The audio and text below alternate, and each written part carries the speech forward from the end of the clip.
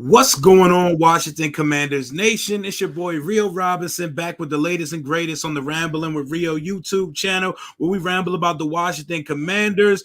We finished our fourth draft under Ron Rivera this weekend, the fourth draft of the Ron era. So I had to bring the guys on to talk Commanders draft. So I had to get my three guys on the channel with me. Ed, how you doing tonight, boss? I'm good, man. Thank you for having me on. Yes, sir. Yes, sir. Of course, man. My boy Rico, how we feeling tonight, man? What's good, man? Chilling, man. Ready to talk some Commanders, man. Every time. Oh yeah. Who else could it be but our guy Louis T? How you feeling tonight, boss? You know the vibes, man. You know what it is. I'm ready all day, every day. Let's get it. Hell yeah. You know what time it is when we all link up. And when the draft just took place, a draft where there's a lot of takes going around about it. There's a lot of immediate reactions, myself included, because the unpredictability.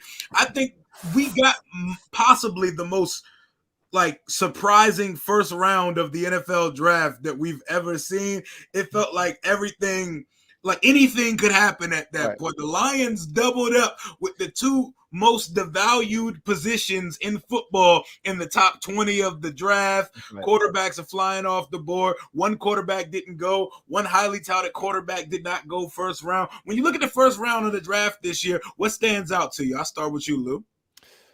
Just like you said, the unpredictability. The Texans, we heard so much about what they were going to do. I mean, it was this late charge by Will Levis. He was supposed to go number one overall.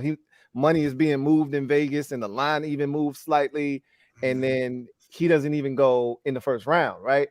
I never thought that the Panthers would do something crazy. They came up to number one. You can't come up to number one and not get it right, or at least have it be the best possible option that's available. So I knew they were going to go with CJ Young. I had no idea what the Texans were going to do, but I thought they would stick to the script, which is, hey, we up here, got to get the quarterback. I didn't expect them to double back, though, the very next pick, come back up and get Will Anderson. And I thought that kind of just set the tone for what the night would be. And ultimately, this is the draft with the most trades in NFL history. 43 trades in this draft set a record. So we thought it could be crazy, and we saw just how crazy it ultimately was. And as you mentioned, the Lions, I thought, were among the most shocking in the first round. But it was so many things that transpired that made it an enjoyable draft. But obviously, it felt like for all the trades that were going on, we weren't really involved in many of them. We were rumored to be involved with a couple of them. Ed, what stood out to you about this draft, man, in totality?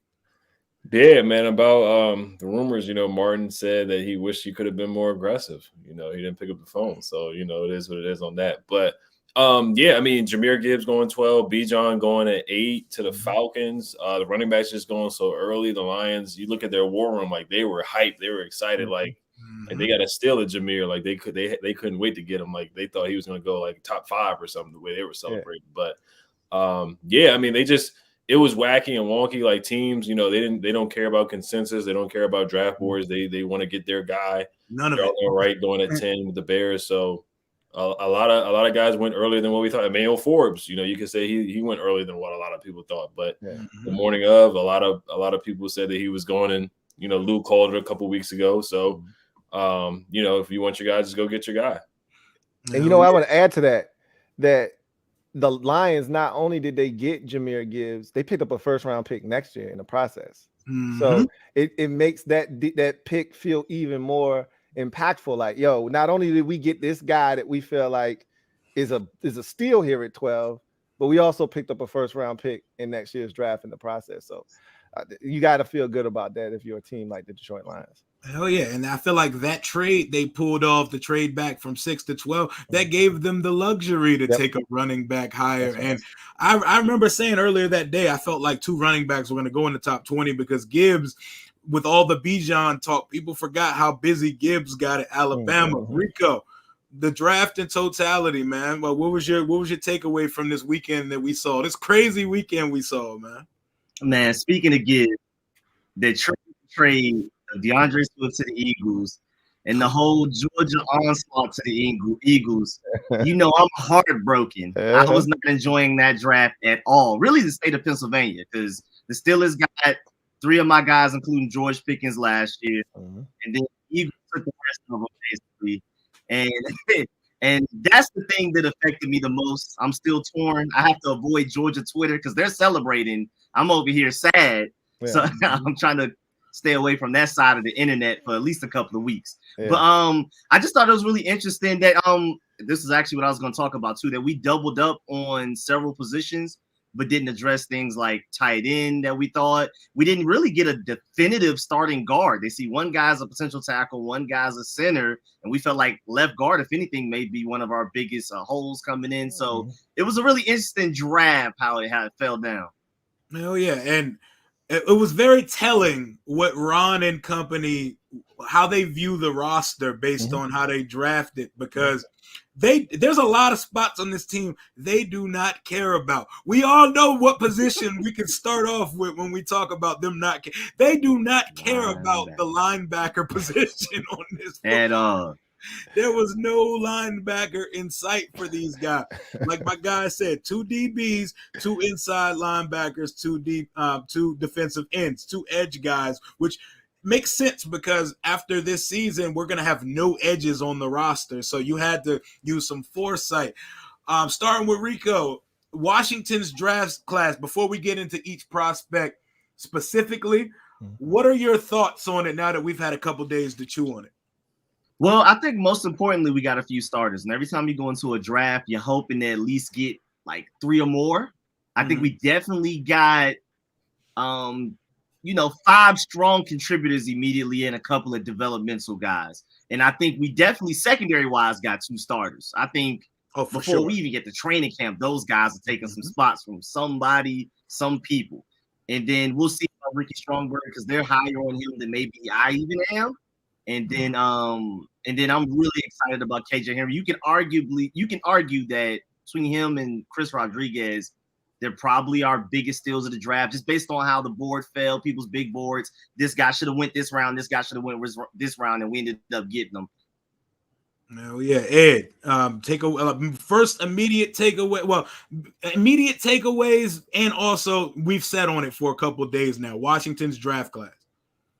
I think he wanted some guys that could force turnovers. I mean, you saw Ron riding in the car. I don't know if it was rehearsed or not, but he said he wanted Forbes. He wanted a guy that could force turnovers. So he got his guy there. I'm concerned about the left guard spot. I really am. I like Quan Martin. Osiris Torrance was there, so I kind of was like, okay, they're gonna go there, but they went with another corner. But Quan Martin can play. I like him a lot. He has position flex, can play slot. Can play corner, safety, all that. So, but they did address the offensive line. So they addressed positions of need, but that left guard spot is still a concern. Tight end is a concern to me. And the linebacker, it is what they just don't believe in it. They didn't even sign an undrafted free agent linebacker. So I'm not even going to, really harp on linebacker too much because we just know how they feel about it. But tight end is still a concern to me, and left guard is still a pretty big concern to me. Oh, yeah, Lou. I think the buzzword for me is safe. This draft felt safe to me. Everything that they did, how they operated, how they moved, felt like operating out of not necessarily fear, but more so like, I just want to make sure that the guy that I want is going to be there. So in order to ensure that, I'm going to take him maybe a half a round or a full round ahead of where we maybe need to pull the trigger. It made sense in certain instances, i.e. first round. You weren't going to get Emanuel Forbes at 47. They knew that. And so you either take him at 16 or then you're going to have to package up some picks to come back up. They just don't want to have to do that. So they took him at 16. I don't have a problem with that. Quan Martin, a lot of people didn't understand. We didn't really truly have a 3rd round pick that went to Indy. So that compensatory pick puts you at the back of the 3rd round. So literally, we went from 47 to 97. That's 50 whole picks. 50. He wasn't going to be there by the time you got to 97. They knew that, and that's why they took him. I heard some people complaining about, man, you got Brian Branch sitting there 2 picks ahead of you, and you let Detroit swoop back up and snatch him up. You could have done that. I think Quan Martin was their dude all along. Yep. So I think it would have been interesting to see had he been on the board, just like we saw with Gonzalez, right? We didn't have to wonder, well, I wonder if Gonzalez got to us, what they would have done. We found out. They took their dude anyway, right? We effed around and found out. Right. We F around and find out. We found out real quick, right? Hell yeah. And I think they would have did the same thing. Branch would have been on the board. They still would have took Quan Martin. I think that was their guy the entire time. Ricky Stromberg. I felt like they could have waited to 118 to take him. Like, but the question that I played around with that night on the draft party was, who were you bypassing him to take? It's not like there were a cluster of guys there that you were like, man, this dude was still on the board. We should have got this guy. I think all the linebackers were gone by then. I think just about everything that you might have been intrigued by was gone by that point. So, maybe they could have gone with some other linebacker that was out of that top group of like 5, but all of those dudes were gone already. And I think tight end had already started to be picked and proud. That tight end run was crazy. It was crazy. Everything happened right in front of us, literally. You know what I'm saying? So I think they felt like, we're not gonna mess with that now. Again, I think they were going Ricky Stromberg the entire time. So it just felt safe. I thought they could have got him in the 4th round. I think everything that they did, it was just like, hey, let's just make sure we get our guy. And so, yep. The way I would to that. Yeah, go ahead. Just the secondary definitely got faster. You could tell that was a mission as well. Love Benjamin St. Juice, great change of direction, but not very fast. Kendall Fuller, arguably one of the smartest corners in the NFL, but not fast as well. They wanted to make sure they had speed, which is why I feel like Quan Martin could have been their guy over a Brian Branch. Because Quan Martin is the more athletic, more explosive guy. That's right. I agree with that. That's what I was trying to tell people who were upset about Brian Branch. I said, I truly believe they looked at the situation and said, we want the athlete of the two. We want the guy that we think can play multiple positions. You can't put Brian Branch at single high free safety and just leave him there. He can play split safety. He can drop over the slot. He's a hell of a guy around the line of scrimmage as a blitzer. But Quan Martin does all of those things, and he offers you a 4.46 40. He was explosive at the combine. And, Brian Branch is a good athlete. He's not an exceptional athlete. Quan Martin is an exceptional athlete. I think that's to Rico's point. They were looking for that. Hell yeah. And I am glad to have some speed in the DB room. They don't really listen to fans a lot, but I think they got the point across that fans, we desperately wanted some speed in the cornerback room. That's why to even think that, like, I never considered a guy like Joey Porter's not slow, don't get me wrong, but I never thought a guy like that was a fit for what they're trying to add to the DB room. And it showed you a lot what Ron thinks of the DB room compared to what consensus thinking is. But the way I would describe and surmise the draft class, it's a Ron Rivera special. This is what Ron do. Like, I seen someone call our draft the all reach draft, and he was like Washington took Martin Mayhew, right? And they pulled out a mock draft simulator, PFN, PFF, whatever you want to call it. And they did a mock draft of their favorite guys. And they put it in their pocket like Sonny Weaver Jr. in draft day and said, these guys, no matter what. And they didn't even have to do any work on draft day because all the guys they wanted were going to be there. They knew that.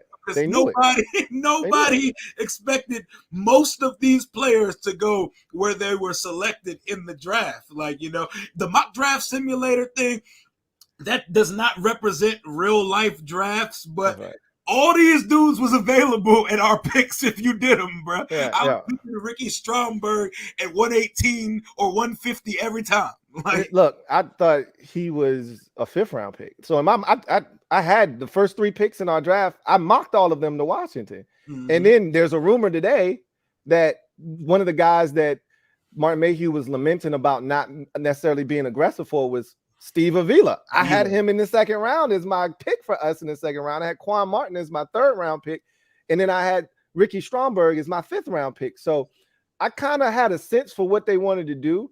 And I kind of had a sense for what positions. I told everybody in my mock draft, they're not taking a linebacker. I said, I know y'all want one, but I'm telling y'all, they're not taking a linebacker because this is how they view the position. Ron has said this numerous times. We play nickel over 60% of the time. We pretty much, our base is 4-2-5. So you're only putting 2 linebackers on the field. So they feel really good about the 2 linebackers. And he keeps saying over and over again, we got us a starter in free agency. So that told you all you needed to know. They think Cody Barton's a starter. So they're not really going to put too much emphasis into that position. They brought some guys back. I was shocked that they didn't bring a UDFA at linebacker in, at least one, but they kind of told us the direction that they were going to head in. It was clearly, and I the whole Ron, I gotta say this, the whole Ron video driving to the that shit was bullshit. That video was so garbage for so many reasons, because first of all, Ron knew, just like you said, he knew good and well won't nobody taking Emanuel Forbes in the first 15 picks, right? So he's already setting the table by saying, man, if he's there, bro, you know he gonna be there, right? Like ain't nobody taking, like, that wasn't gonna be, oh my God, what a surprise. Such and such took Emanuel Forbes at 13. No, he was gonna be there at 16. He knew that. Add to that, I think they also may have recorded 8 of those. Like the same drive. Right. No matter who they picked, no matter who, it was gonna look like Ron knew he already. If Jameer Gibbs is there at 16, that's our guy. Did we get that clip the night of the draft or the next morning? It was the next day. See, because it wouldn't surprise me if this janky ass team had him record that coming in the next day after they already made the pick. Oh yeah, no. They had already recorded it, but it was safe. You know what I'm saying? It was safe. They knew he was going to be there. So I think it was a one take, but that's funny that Rico said they had like 8 of them. So no matter who they picked. And probably 5 of them 8. And probably 5 of them 8 was dudes who should not be at pick 16. At all. Let's get down, man. At all. Hell yeah, appreciate you, Dejan. He said, "Don't let Rico fool y'all. He's a pending." Hey, are the Eagles gonna take you away from us, bro? Are you considering leaving the fan base since they're half bulldog at this point? Nah, never. I keep saying it. I hope that they all individually do very well, but I hope the Eagles go winless, and then within 4 or 5 years, when their contract's up, they all come to the Commanders. That's best case scenario for me at this point. Appreciate you, Barrett, for the $20 super. He said my top 4 altogether. We love this. Hey, man, we appreciate y'all, what's going on with you, bro? Yes, sir. Starting with Ed, though. Let's break these picks down pick by pick. Starting with the guy we were just talking about, Emanuel Forbes, the guy Ron drove into work at 6 a.m. heading to Ashburn, having dreams about that morning. Easily the most polarizing pick of this draft class, because a guy that we did not expect, nobody in the world expected Christian Gonzalez to be there at 16. Me and my boys are on camera having that was classic. We're having prayer circles, just wheeling him down the board, and we're all sitting there ready to get our number 0 jerseys, and then it's Forbes, and we absolutely lost our mind. We saw that. That was hilarious. Emanuel Forbes at pick 16. Let's talk about it. Yeah, I mean, the board, it really broke down well to get Gonzalez. Like, the Steelers took Broderick Jones, Jets took Will McDonald. So I was like, okay, we really might get him. But I wasn't tripping over it. And like you guys said, it's a Ron Rivera draft. Just like Jahan Dotson last year, everybody was like, oh, it's a reach, but it worked out. And I understood why he took Jahan. I understand why he's taking Forbes.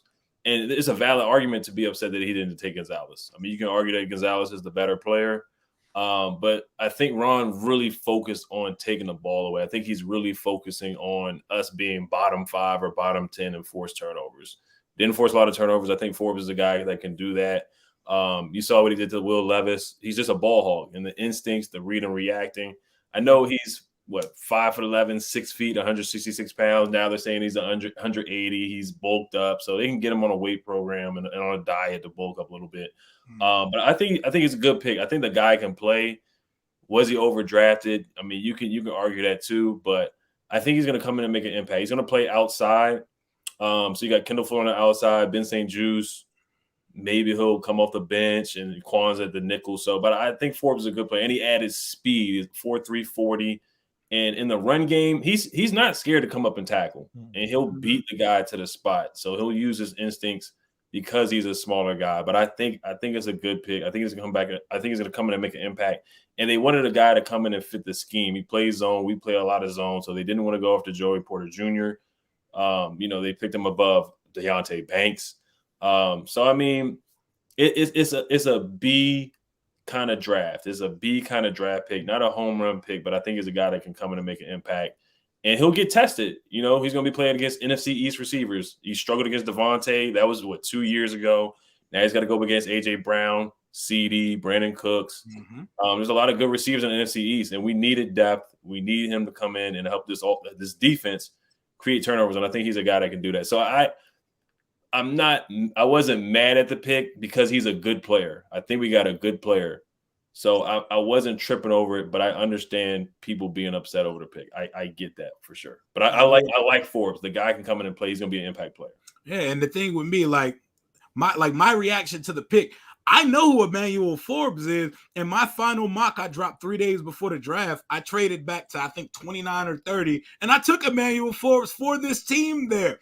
And I took him there because that felt like the range of where he should start being taken off the board at. And there was no damn Christian Gonzalez on the board when I took him there. Lou, the decision to take Emanuel Forbes at 16.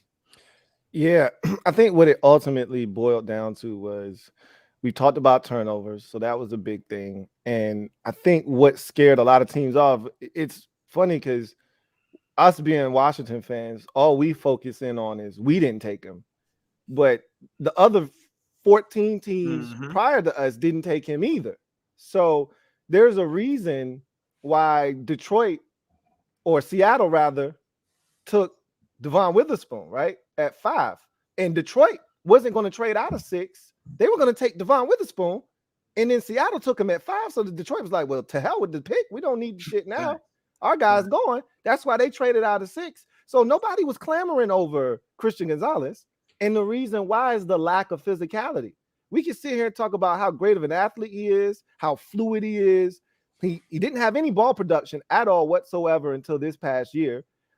He's been in the Pac-12 his entire career, started at Colorado, transferred over to Oregon, and he got his first 3 picks this season. So the ball production wasn't there. That was one of the knocks on him coming into this season. So if we really wanted to pick apart his game, we can find holes where with Emanuel Forbes, those same holes don't exist. The only thing we're talking about with Forbes, and we talked about this ad nauseum on my show, which was if this dude were the size of Christian Gonzalez, or he could be 6'1", his height right now, and just add another 15 pounds. If this dude was 188, if he was 193, oh yeah, we talking about him as maybe the first corner off the board easily. But the fact that he's 166 pounds made it something that we, debated and discussed. I feel like the lack of physicality scared teams away from Christian Gonzalez because everything else, he checks all the boxes. But I think with what most teams want to do in their secondary, you got to be able to tackle. You got to be accountable out there. And if you're a Washington fan, we saw the shit with William Jackson III last year. He made business decisions out there. Okay, lots of them out there where we paid for it. So you want a guy out there that's going to do his job. And so I think a lot of that, obviously the turnovers, I think was the chief reason. But I think also the lack of physicality with Gonzalez kind of pushed them in the direction of Emanuel Forbes, just like everybody else that went before us. Rico, Emanuel Forbes at 16 over Gonzalez. Yes, sir. First of all, I agree with everything that you said. And just to add to the whole Christian Gonzalez thing before I dive into Emanuel Forbes, Mike Giardi came out and said that 5 different teams, he only spoke to 5 and it went 5 for 5. Why Christian Gonzalez probably slid, he said lack of physicality, not just in the run game, period. And then also the only time that he played top competition, my Georgia Bulldogs, he didn't look good. And I'm assuming that if the Commanders weren't one of those 5 teams that he talked to, we definitely agree with one of those 5 teams with the fact that he was there and we didn't take him. And then to Lou's point, if he's 190, he doesn't make it to 16. You can argue if he's the weight that everybody would want him at, him and Devon Witherspoon have the best tape out of this whole cornerback class. So I feel like we're ultimately lucky in a way that people perceive him as undersized because it hasn't mattered in the SEC. And just to add to that, the defensive line that he's going to be playing behind, which is why they probably project Cody Barton to take another step ahead. This defensive line that he's going to be behind, especially, we went like 10 weeks in a row of leading the league in pressures at some point last year. He's not going to have to cover as long as he had to in Mississippi State versus what he's going to have to do at the NFL level.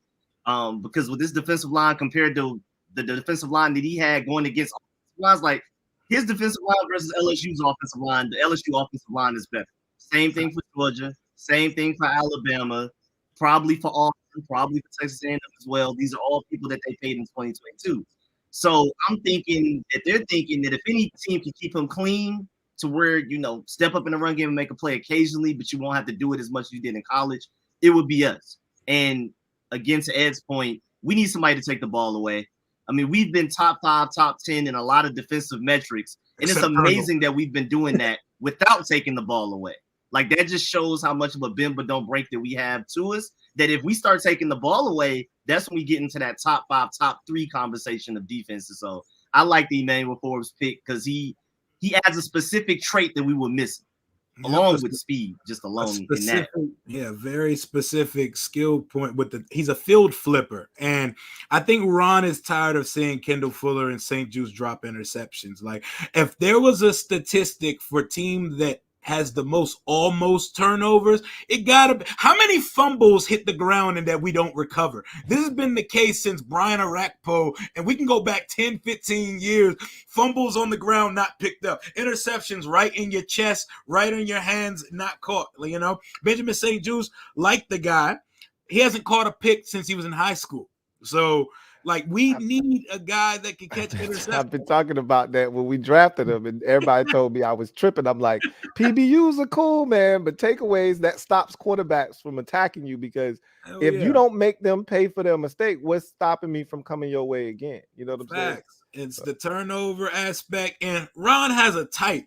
Everybody has a type, you know. It's like when you like a certain type of woman, man, some things might be appealing to everybody, might be universally lauded assets about this person that everyone likes. But no, you have a type and you stick to it. If you started 3 or 4 years in college, if you have any type of leadership in your blood, and if you're a kind of straight and narrow guy, like if you heard him speak, that country boy don't care about nothing but playing football. He don't care about nothing.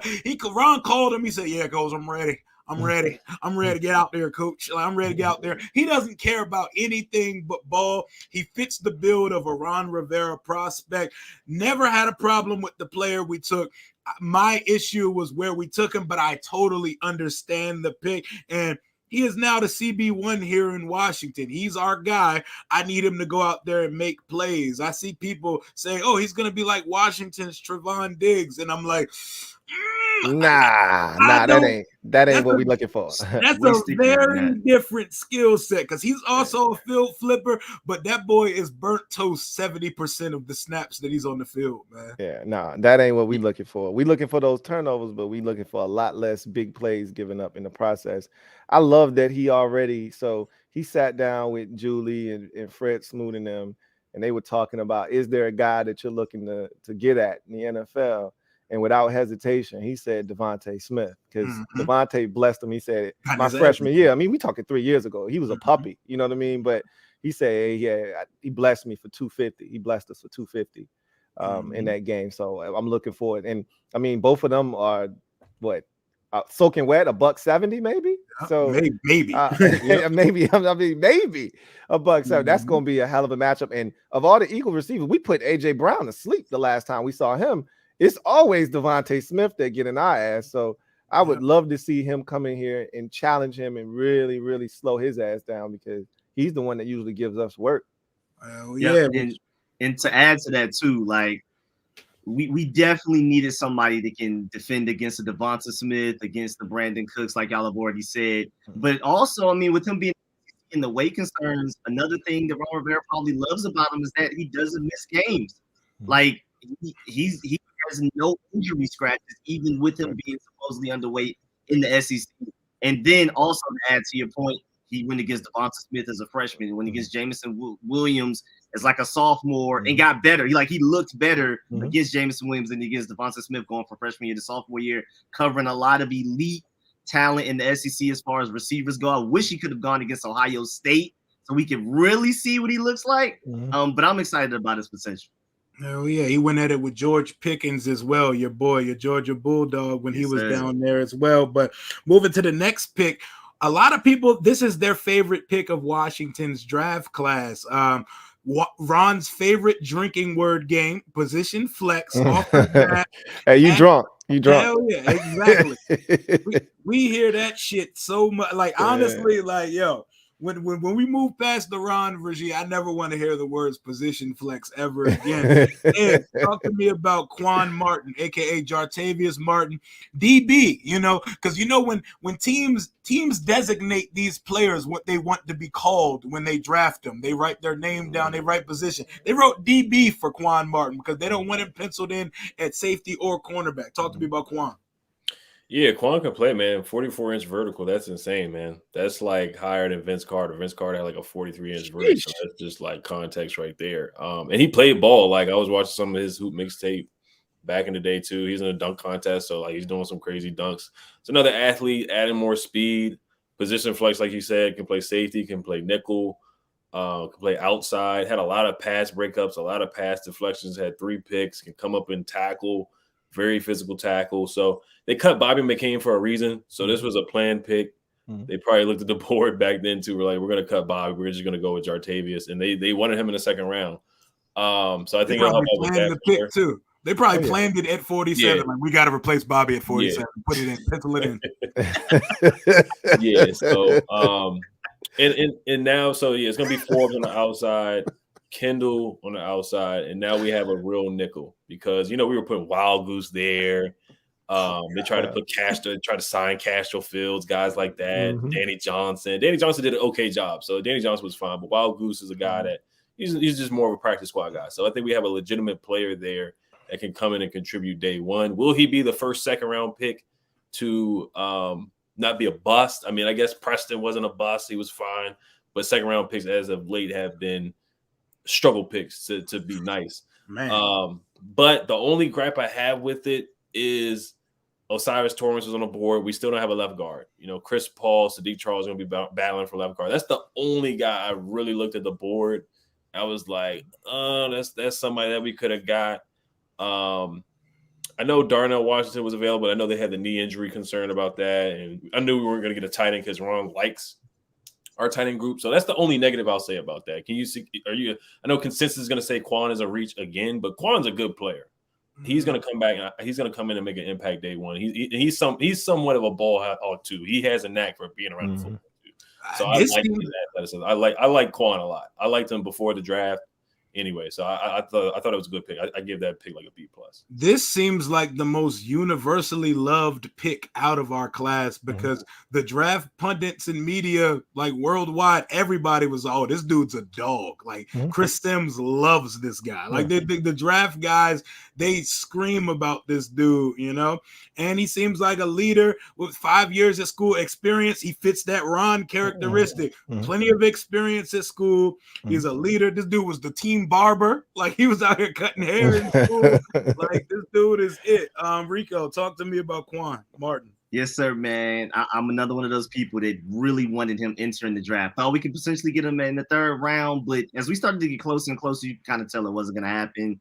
And again, to lose point 97 is technically an early 4th round pick. He wasn't making it that far at all.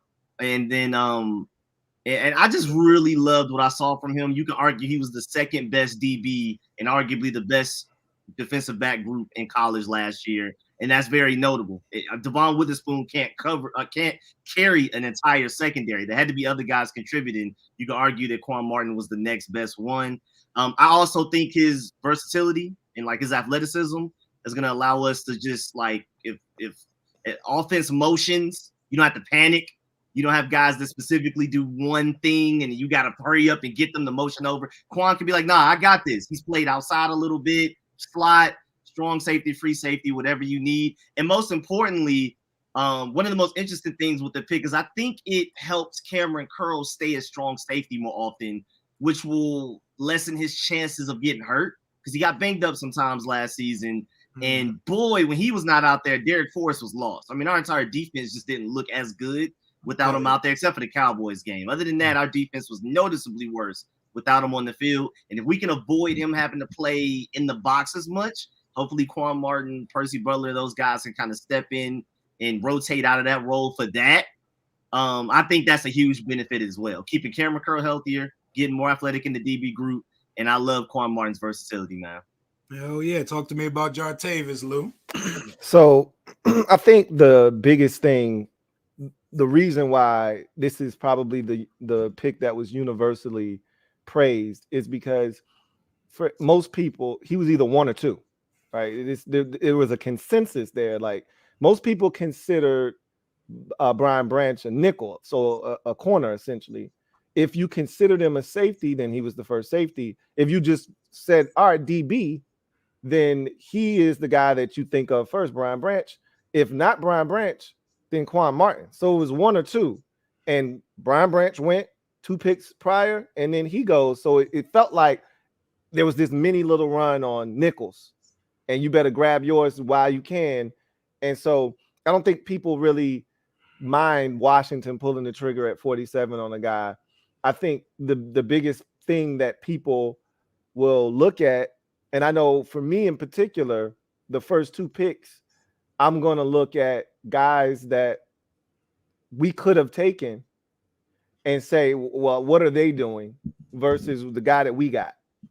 And while that can be unfair because different scheme, different coaches, et cetera, you still say to yourself, hey, we could have taken. I mean, it's the same thing that, Eagles fans used to do, and we used to, kill them for it. Oh, y'all took Jalen Reagor over Justin Jefferson, right? You look at that, you look back at it, you say, damn, that was a mistake. Yep. And so we'll be doing that with Emanuel Forbes and Christian Gonzalez. And I'm looking at both Brian Branch, because if you really wanted him, you could have just traded up a couple picks. He fell into your wheelhouse. And I'm going to be looking at Osiris Torrance, as Ed said. Like, he was there. That was the guy that I was, because I didn't think he would make it to 47, honestly. I thought he would be a guy that would have been gone somewhere in the mid to late 30s, early 40s at the latest. And to see him still available on the board, I mocked him as a first-round pick. So I thought he would have been gone. I was like, oh, man, this is a guy that they liked. They had him in for the visit. So I was thinking, maybe this is a surprise. But, again, they already had their pick etched in stone. Like, they already wrote that in magic marker that they were taking Quan Martin if he were available. And once he was available, they took him. Yeah, you could tell that that was a target pick. You could tell that was a target pick because everybody in the world thought that was going to be an interior lineman at that point. Like Ed mentioned, Osiris Torrance. Torrance ended up going when? The 3rd round? I could tell you He now. He went like 2 or 3 picks after. No, so he did. He indeed did end up going in the 2nd. Okay, so he got the end of the 2nd round. But that was a guy that people thought we were going to be taking possibly at 16 or in a trade back in the 1st round. Ended up sliding because ultimately none of us know anything when it comes to this draft. And it surprised a lot of people to see us double up in the secondary. Like my guy Lou said, double up. We doubled up at the secondary for the first 2 picks of the draft. And we didn't go. We get Eric Bieniemy. We bring in the shiny new toy to run the offense. We have a quarterback who's going to pretty much be a rookie. His next start will be a 2nd start. So, and he's learning a new offense. And some people think it's neglectful in a way that we didn't go offense in the first 2 picks. Are y'all of that thinking, or it is what it is, man? So I had already said prior to the draft that my expectation was that Washington wouldn't take a skill player in the first 3 picks, so the first 2 days of the draft. And furthermore, I thought they would take an offensive lineman in the first 3 picks, and they did. They just shuffled the order, right? I had a 2nd round guard. They took a 2nd round DB, and then I had a 3rd round DB, and they took the 3rd round, offensive lineman. And again, I thought it would be a guard, but with them position flex, Stromberg's played guard and center. With the 4th round pick, he played both, tackle and guard. So, in their minds, they're like, hey, one of these dudes is going to be all right. Nick Gates played guard and center. That's that whole, it really pisses me off because a guy like Sam Cosmi is a great example of, hey, just put him somewhere and let him play. Like, stop yo-yoing him in and out of the lineup. Stop moving him around because he can't get comfortable anywhere because you keep moving him back and forth from tackle to guard. Just let him play a position and see if he can't become the best he can possibly be at that position. To hell with the positional flex. So I just think with certain players, just just let them play at that position. We get the whole emergency thing. You got 6 guys on game day, 7 offensive linemen dressed on game day, and you love that positional flex. I get that. But damn, just let that man play guard. No, yeah. And speaking of guard, Jay Gruden's favorite word. Guard. With our next 2 picks, we took in our 3rd and 4th round picks, we took 2 offensive linemen back to back. One with a very clear and defined position, Ricky Stromberg out of Arkansas. He's very clearly a center. And based on what I heard from Ron and them, that's where they want him to play, either competing with Nick Gates for that spot or as the backup depth guy, because they don't want to be a revolving door at center again, because it felt like we played a new center every week of the entire season last year and somewhat the year before, because our starting center played 10 games in the last 2 years. Then in the 4th round, we take Braden Daniels, he's one of those lottery pick linemen where he could be a tackle, he could be a guard. They don't know what they want to play him at, but they view him pretty universally as raw and kind of a project-ish player, but he's athletic as hell, and relative athletic score clearly mattered to these guys in this draft class, with most of our picks having at least a 9 relative athletic score. Rico, talk to me about the 2 linemen we took. Yeah, so we took Ricky Stromberg. He's basically going to be our developmental center. I mean, you can say he has positional flex, but they definitely view him more as a center, kind of like a Nick Gates guy, where, I mean, maybe you can move him to guard if you have to, but the goal is definitely center with him.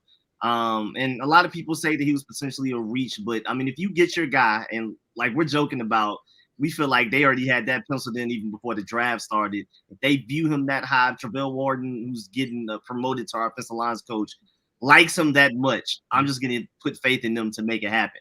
Braden Daniels, the only thing I worry about, because crazy ceiling, but they've already said that they see him as more of a tackle. And I could just already see it, just like to lose point with Samuel Cosme with the short arms. He's going to end up at guard at some point probably anyway, unless he has just this immense development, especially in strength. Like, he's just small, he's underweight.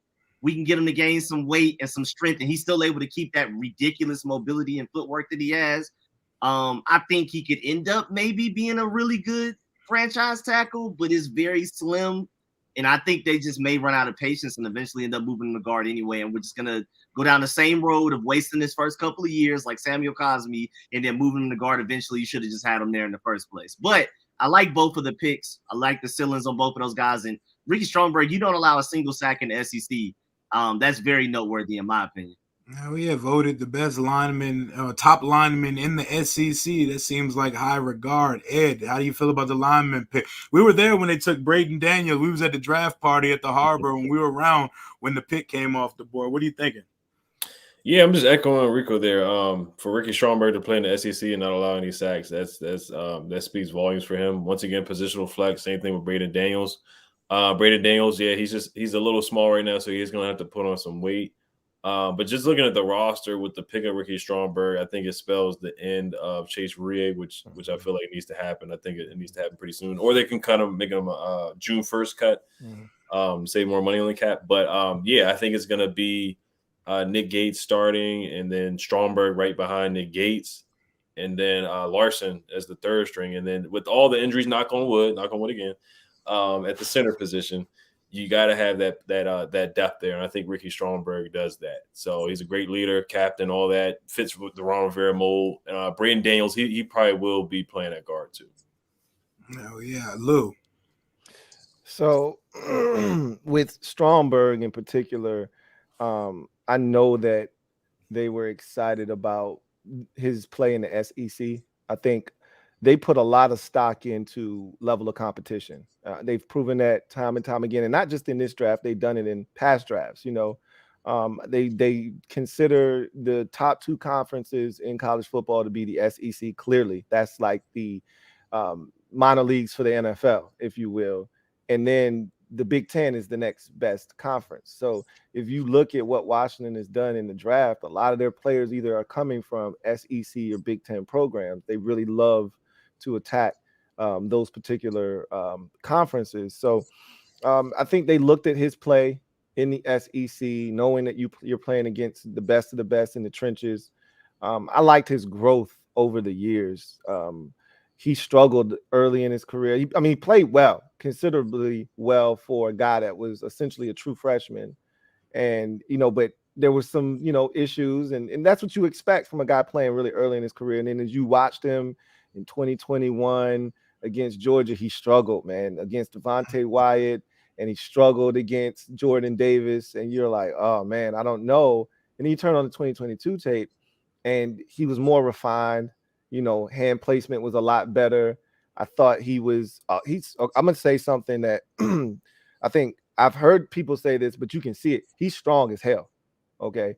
So you want that on the interior of your offensive lineman. You want a guy that I think he's got functional mobility. I don't think he's the best athlete. He's not terrible as an athlete, but I think he's got good enough mobility to get where he needs to get to. Does a great job on the double teams, coming off the double team, getting to the second level, seeking out that defender. I think where he shines is his ability to take proper angles. And you see that with the better centers is you don't have to be the best athlete. You just you need to know how to get to that spot before that guy gets there, or meet him there, or at least get a piece of him to allow that running back to either cut back, turn that corner, or sliver through that hole. So there is a lot of things that I like with Ricky Stromberg. And I think the pedigree playing in that division, or that conference rather, and the durability, the toughness that he showed, obviously being a captain doesn't hurt, but, winning the trophy, the Jacobs Award for the best blocking offensive lineman in the SEC, all of that stuff resonated with them. Mm-hmm. Definitely. And we upgraded the interior. And so everybody feels like Braden Daniels is going to be a guard and not a tackle, right? I don't. I think he's going to be. You think it's going to be a tackle? I think they're going to give him a shot at tackle first. So even Ron said, because there's this consensus that he's a guard, right? Everybody that studies the draft, they just assume he's just going to be kicked inside. And I'm like, not so fast. I mean, he's a really good athlete. The tape that I enjoyed watching the most, that I thought I got the most out of, was I immediately said, okay, played at Utah. What's the stiffest competition you're going to see? First thing you think of is Kayvon Thibodeau. Okay. So I'm going back to 2021 immediately, and I need both of those games. You played Utah twice in the regular season, and you played them again in the Pac-12 championship. So I need to see what you're doing out here against the best of the best. And because this dude's in the division, you know what I'm saying? So you may ultimately see him anyway. Mm-hmm. So there was one particular snap where, because Braden Daniels, one of the things he does, there's two things that I felt like outside of his size, which it wasn't really a problem in college, but those boys won't really put no serious bull rush on his ass. I think he coming in the NFL at 294 and they're going to eat his ass alive. But I said, one of the things he does is he opens his hips too soon, right? Adjusting for speed. Like, he knew Kayvon Thibodeau had the explosiveness off the edge. So he would immediately jump out of his stance, get out of the blocks, and he would open up his hips to push him around the pocket. And he did a phenomenal job, and he does a great job of getting his hands out there, quick punch, and then reloading and being ready to hit again. And he pushed him around the pocket several times. So then Kayvon Thibodeau, what he did was he set him up with a crossover. He went hard outside, back inside. And he overset so hard outside, he couldn't rebound back inside, and he got pressure on the quarterback. So Thibodeau said, okay, I found something. So he went back to that rush on the next two plays, and he was able to wash him inside both times. So he learned from his mistakes. So you like to see that from a player when you're watching that he's not a repeat offender. And another thing he likes to do is he upon contact, he ducks his head from time to time. And that allows guys to either get around him or he doesn't sustain the block. So, there's some things that he's going to have to work on, but I saw the athleticism to play tackle. I saw the hand placement. I saw all the things that I needed to see from him to have a chance. I'm not saying he's going to succeed, but I wouldn't be so quick to just shoot him inside as a guard. I think they're going to give him an opportunity to see if he can play tackle or not first. And if he can't, then the assumption is he gets kicked inside. Yep, and that's exactly what Ron said at his presser with Mayhew.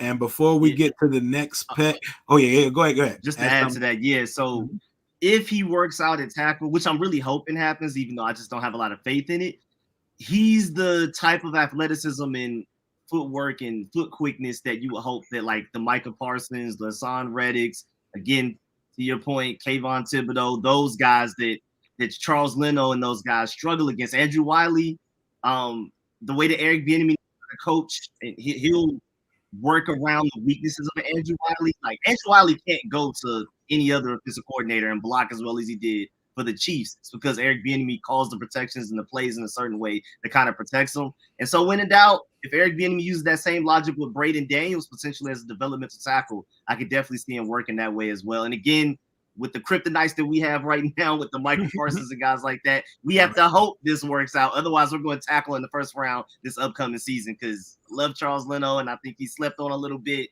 but we don't have anybody for those speed guys right now. Oh yeah, and that tackle in the first round for next year, that would be good because that would mean that Sam Howell corralled the quarterback position here. And before we move it over to the the rest of the day 3 picks after Braden Daniel, appreciate you video channel, appreciate you Scotty, super duper go.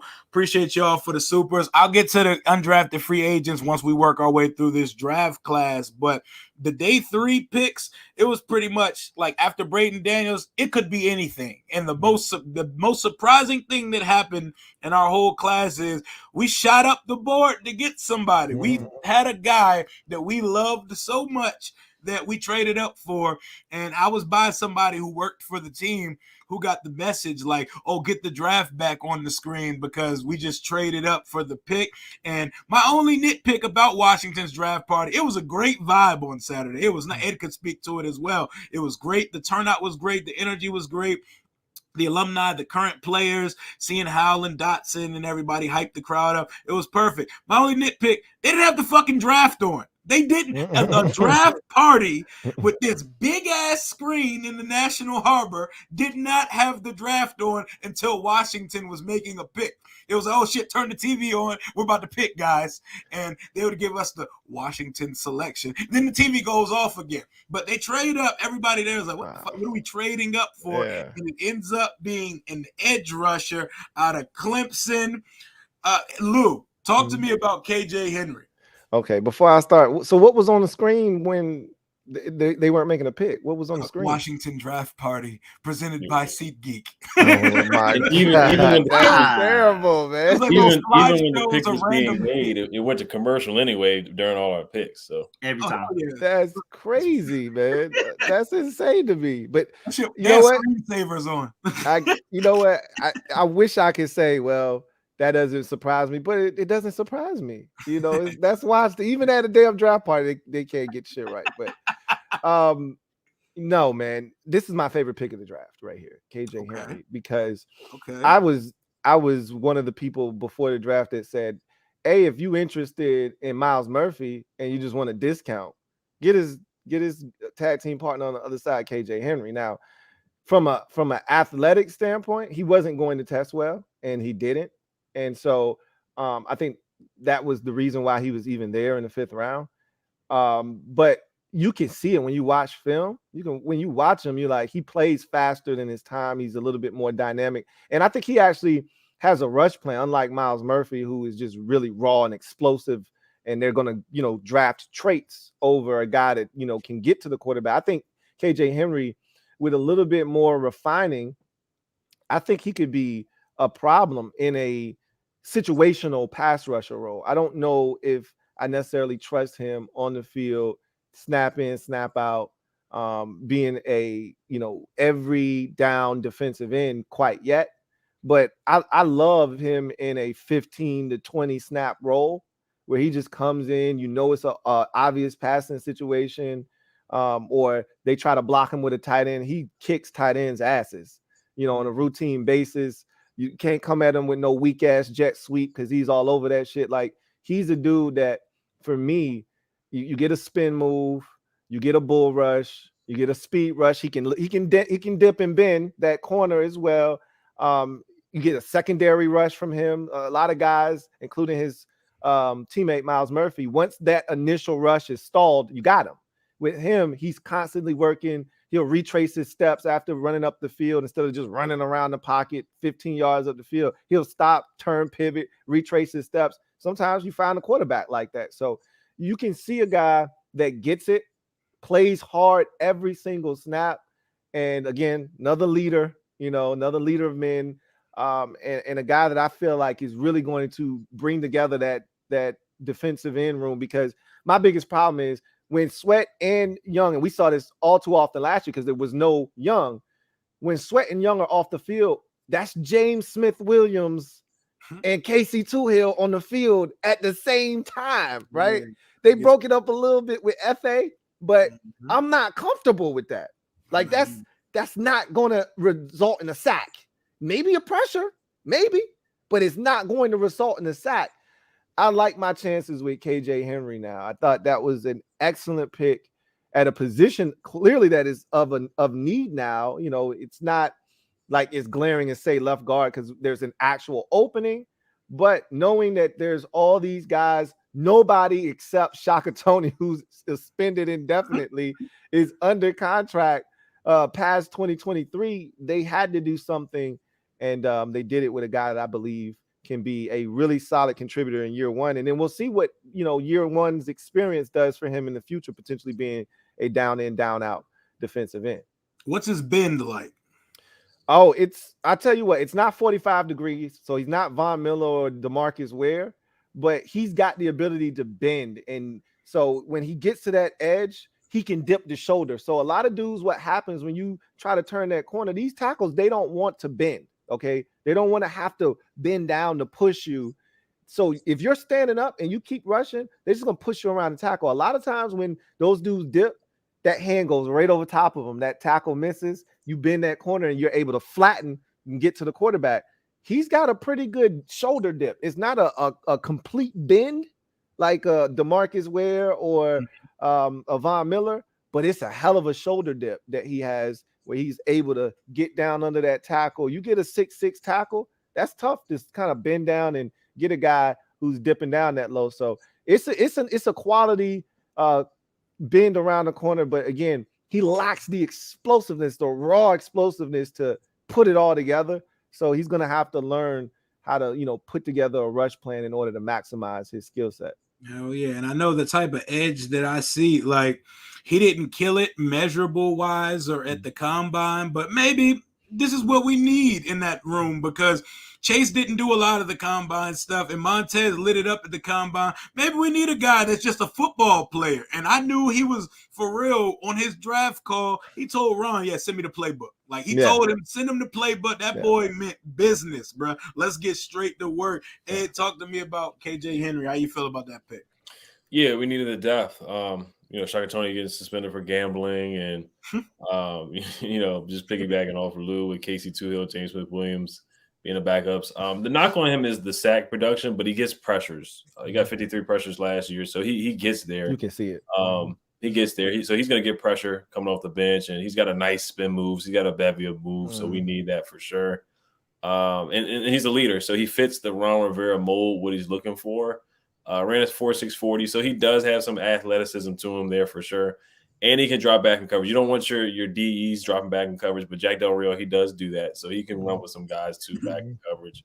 But I think it's a solid pick. I mean, his dad wore a Jeremiah Trotter jersey of all jerseys to wear when he got picked. So respect to his dad on that. So look, he an OG Washington fan. You got to apologize. You got to forgive him for that, man. He was excited. His anniversary Trotter he was ready for that. 2002. He was ready for that, boy. He couldn't believe with his the arrow on the helmet. Oh, look, man. Them jerseys was fire, though. Those shits was flames. I love it. So, I don't know if I agree with the Jeremiah Trotter being the jersey that you was rocking, but hey, those were flames, bro. So hey, man, I got a Darryl Green one of them. I got a Darryl Green one too. Yeah, so I respect Pops. Yeah. I respect Mr. Henry.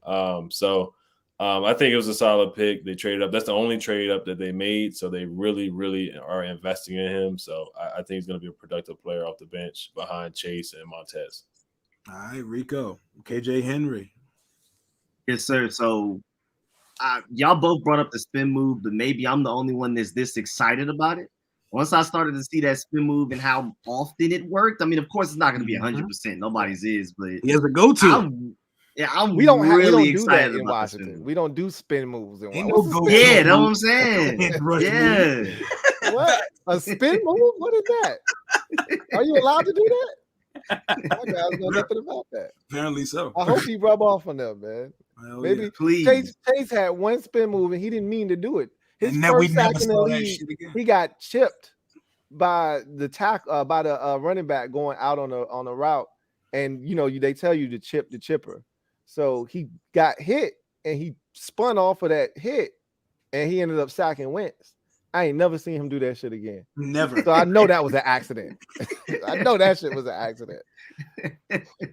Exactly. So I may be a little bit higher on him against the run than maybe the rest of y'all are. I believe he can do it. I think he immediately steps in, especially by the time we get to the regular season, as our best edge rusher, not named Chase Young or Montez Sweat. And again, he comes with a floor of like technique and a pass rush plan and a second move that even those guys don't necessarily have yet, especially most notably Chase Young, and one of the main reasons he didn't get that 5th-year option picked up. Also, I think with the fact that we traded up for him, I think we need to have faith that they have a real good plan for him, Jack Del Rio and all of those guys, because I didn't expect us to trade up for anybody. I thought we would just keep trading back, getting as many picks as we can and things like that throughout the entire draft. The fact that they traded up like 13 spots to get him or something like that shows that they really love him. And to Lou's point, a lot of people felt like this was like a 3rd round talent. So where we got him, I believe, we had to trade up to do it, but still in the 5th round was an amazing value pick. And some people would even argue a steal. Also, y'all know me, man, I'm heavy into high school recruiting and things like that. If you're an X 5-star, I may be a little bit too attached to that, but I believe in it. I'm like, it's in there somewhere. Like somewhere we got to tap into. He's a 5-star for a reason. And also to Ed Oliver's point with the 53 pressures, that led Clemson's defensive line, including Miles Murphy, Brian Brzee, all of that talent. He led the team in pressures, which I think is also huge. And also lastly, I agree with Lou that he is a better athlete than he tested. Don't even look at the RAS score when it comes to him. Just watch the tape. He's more explosive than that. Hell yeah. And he better be ready. He said he wanted to get right in the playbook. He better get ready to play because there's a good chance he's going to see the field early and possibly often at some point. And with a year from now, we don't even know what the edge rush position is going to look like here. They're both free agent candidates in the offseason, and one of them is going to get a contract, we think.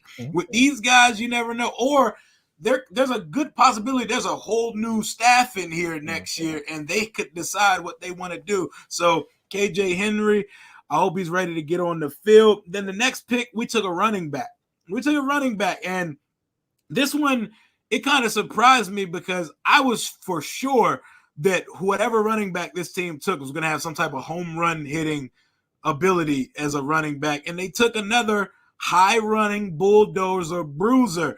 He looks like Darius Geist to me. Like he has a lot of Geist in his face. The way he plays, said that too. In the helmet is Geist. Hell yeah. He looks like he's like Geist's cousin or some shit. They definitely look like they shot dice before or some shit. But they took Kentucky running back Chris Rodriguez Jr. and he looks solid on tape. This felt like a Eric Bieniemy, whoever you want us to take with the next pick, it's your pick. What running back do you like that's on the board? And he made it happen. Rico, well, talk to me about Chris Rodriguez Jr. I'm not exactly seeing the vision right now. Okay. But first of all, to start with the fact that we got a power back instead of a pass catching back, there were rumors that we may go after Jerick McKinnon after the draft. He's already re-signed with the Chiefs because we already got our guy. I think once he saw that we got our guy, he was like, yeah, I'm just going to end up back with the Chiefs anyway. Eric Bieniemy was probably his best chance of going to a different team.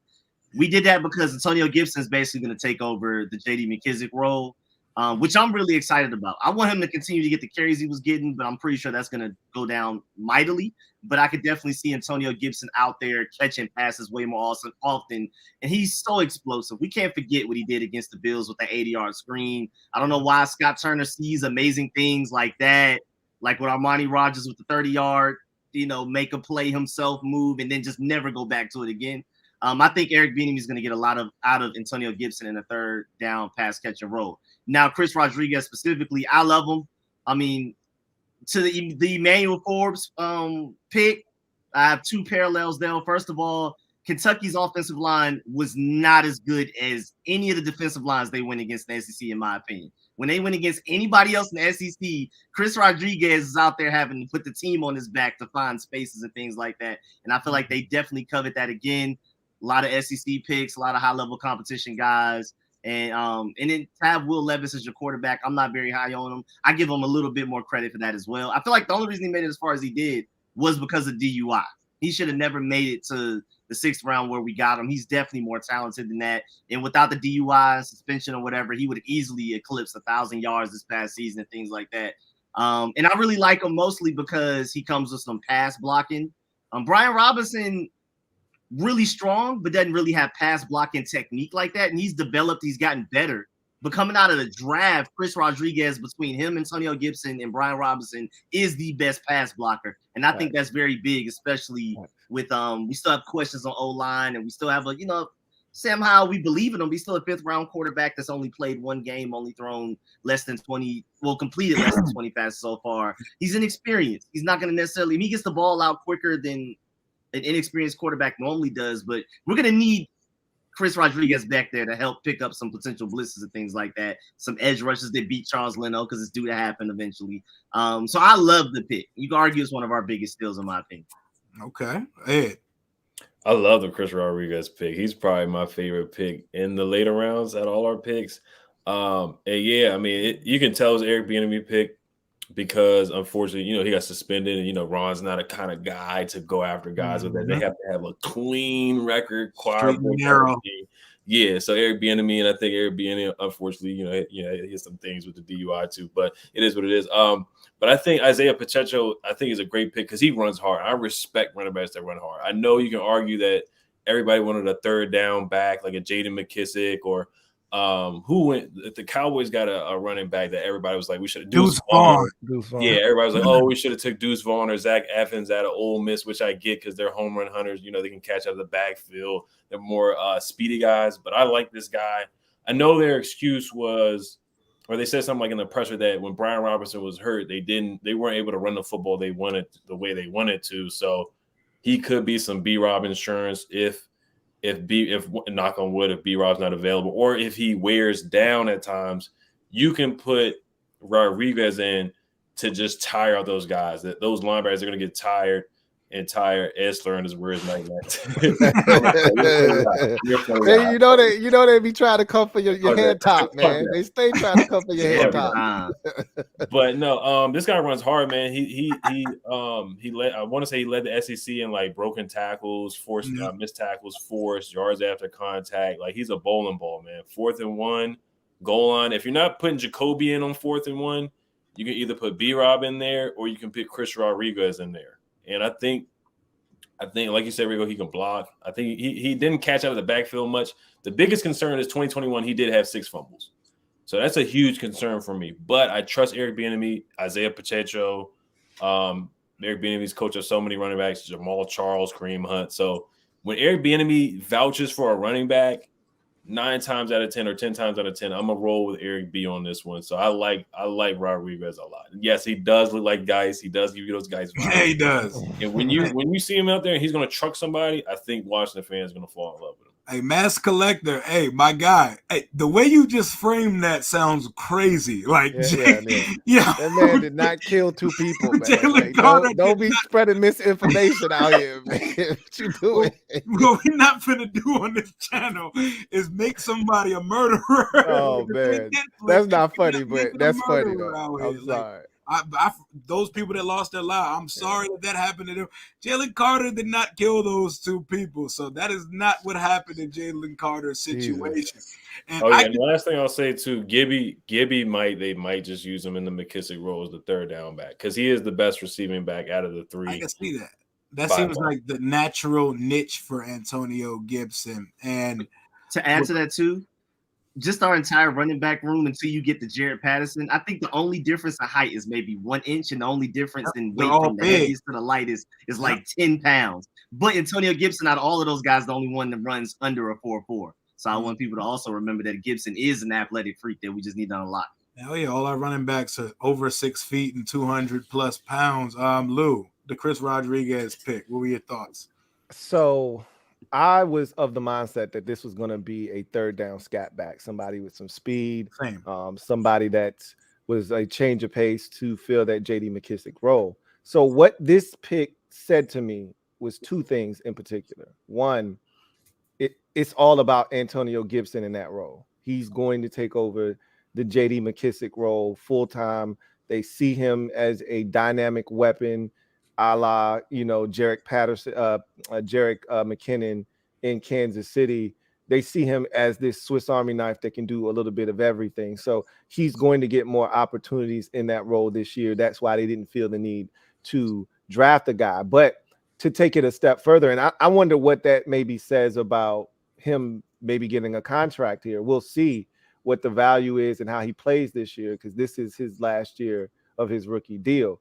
But also, I think the bigger picture here and the more impactful part of this pick is the backup role to Brian Robinson. They truly, and Ed hit it right on the head, the nail right on the head.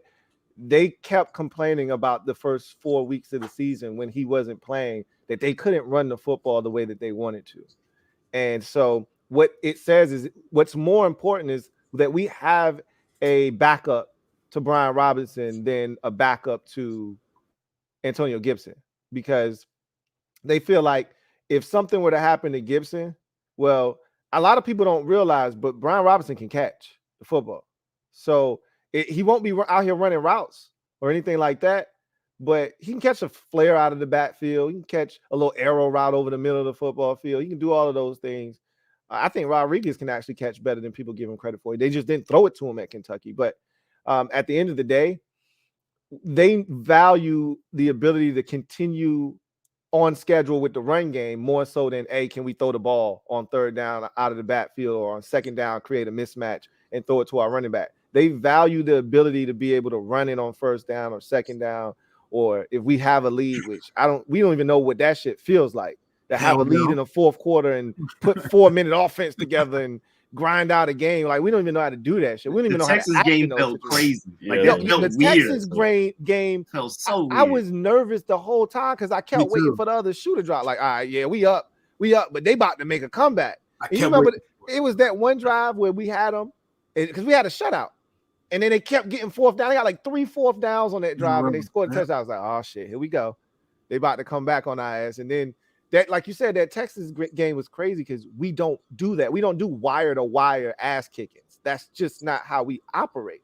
And then even that last possession, we were able to run the ball and run out the clock. We could have scored a touchdown on that last. I wanted us to score at the end. Too. I didn't want us looking so close on the scoreboard to Houston. I remember, was it Gibson that slid it like the 2? Yeah. I was like, bro, score that. I hate when players do that. Yeah. That's Rivera who did that. Who probably called that. He scored. Don't rub it in, guys. Slid, and I think he still stepped out of bounds or some stupid shit, though. Like, it was crazy because we still had to run like another play because he had done something crazy. I think he stepped out of bounds. Maybe it was the play before or something like that, because he did slide in bounds at the end. And so at the end of the day, they value the ability to stay on schedule no matter what happens with Brian Robinson. And I think that's what Chris Rodriguez, I think that's what he represents, is no matter what happens, we're going to be good anyway. So. Oh, yeah. So, and then we finished up our draft. Another trend. Ron has a type, Ron likes his to be Louisiana Raging Cajuns, because we took one on day 3 in back-to-back drafts last year with Percy Butler, this year with Jones, Andre Jones, linebacker. They had him listed as a linebacker. He looks like an edge guy who's flirted a little bit with off-ball linebacker. What is this guy, Rico? He's basically a Shaka Toney replacement. Okay. I feel like Shaka Toney had better potential in coverage if we wanted to move him to Sam, but I do like KJ. My fault. Andre Jones more as an edge rusher, a situational pass rusher, than a Shaka Toney. So I thought it was a pretty good pick back there. I didn't expect us to double back on edge rusher. I think, if anything, that just shows the urgency of what's going on with this Chase Young, Montez Sweat situation. But I think it's more so just to directly replace what we lost in Shaka Toney. I'm surprised he hasn't been released yet. I don't know what's going on with that. But I like him. I like the elite athleticism off the edge. Like, I think he has a high ceiling type of guy, and I think he'll play fairly early. Again, like if it's an obvious 3rd and long, maybe you throw him out. Other than that, like against the run right now, definitely not. Please, no. I mean, first of all, just level of competition. I want to see what he looks like against NFL level of competition. And then also just the, a funny thing, of course, B Mitch is from the same school. So maybe, they're taking a little bit of advice from him, because Andre Jones even shouted him out. Thank you for coming to the school every year to basically inspire us, to give us hope that we can go to the NFL. And I believe B Mitch may have a little bit to deal with the fact that we got Percy Butler one year and then Andre Jones the next. You never know. Oh yeah, you never know. Ed, the last pick of the draft, our Mr. Irrelevant, Andre Jones out of Louisiana. Talk to me. Yeah, I like the sack production. Another Raging Cajun. I didn't get to watch much of him, so I think he'll be a good rotational backup. New Shaka Tony, like Rigo said, new Shaka Tony, edge rushing guy at the end of the roster that in absolute emergency, he won't necessarily throw up on himself if he gets out on the field. Lou, Andre Jones, what have you seen from him? This pick was trash. I did not like this pick at all. I was like, show me something. Like, so my whole philosophy on prospects, a lot of people do it in the reverse. The first thing they want to do is watch highlights, and then they want to watch your tape. I'm opposite. I don't even want to watch your highlights at all if I don't have to. I just want to watch the tape and see what you're doing. And sometimes 2 games generally is all I need to see what you're capable of. And I seek out specific games to see production and what it looks like. If I need to see you struggle, I can pick out a game where I thought you might have struggled, level of competition, that sort of thing. All those things play into the tape that you decide to watch or the games you decide to watch. But in his particular case, like, he ain't playing against nobody for real. So just pick 2 games, and I picked the ones, like, for instance, he had a game against Georgia Southern, 2.5 tackles for loss, a sack and a half. So I'm like, okay, this is the game I need to see. He's going to show me something here. Then he had a pick against Rice. Okay, I want to see what that pick looked like. So turned on these 2 games in particular. I think I turned on one more. I think it was like a 2021 game against Marshall, and he had a good game, like, 2 tackles for loss, a sack, whatever. So I'm like, okay, let me see what he's talking about. Nothing is what he's talking about.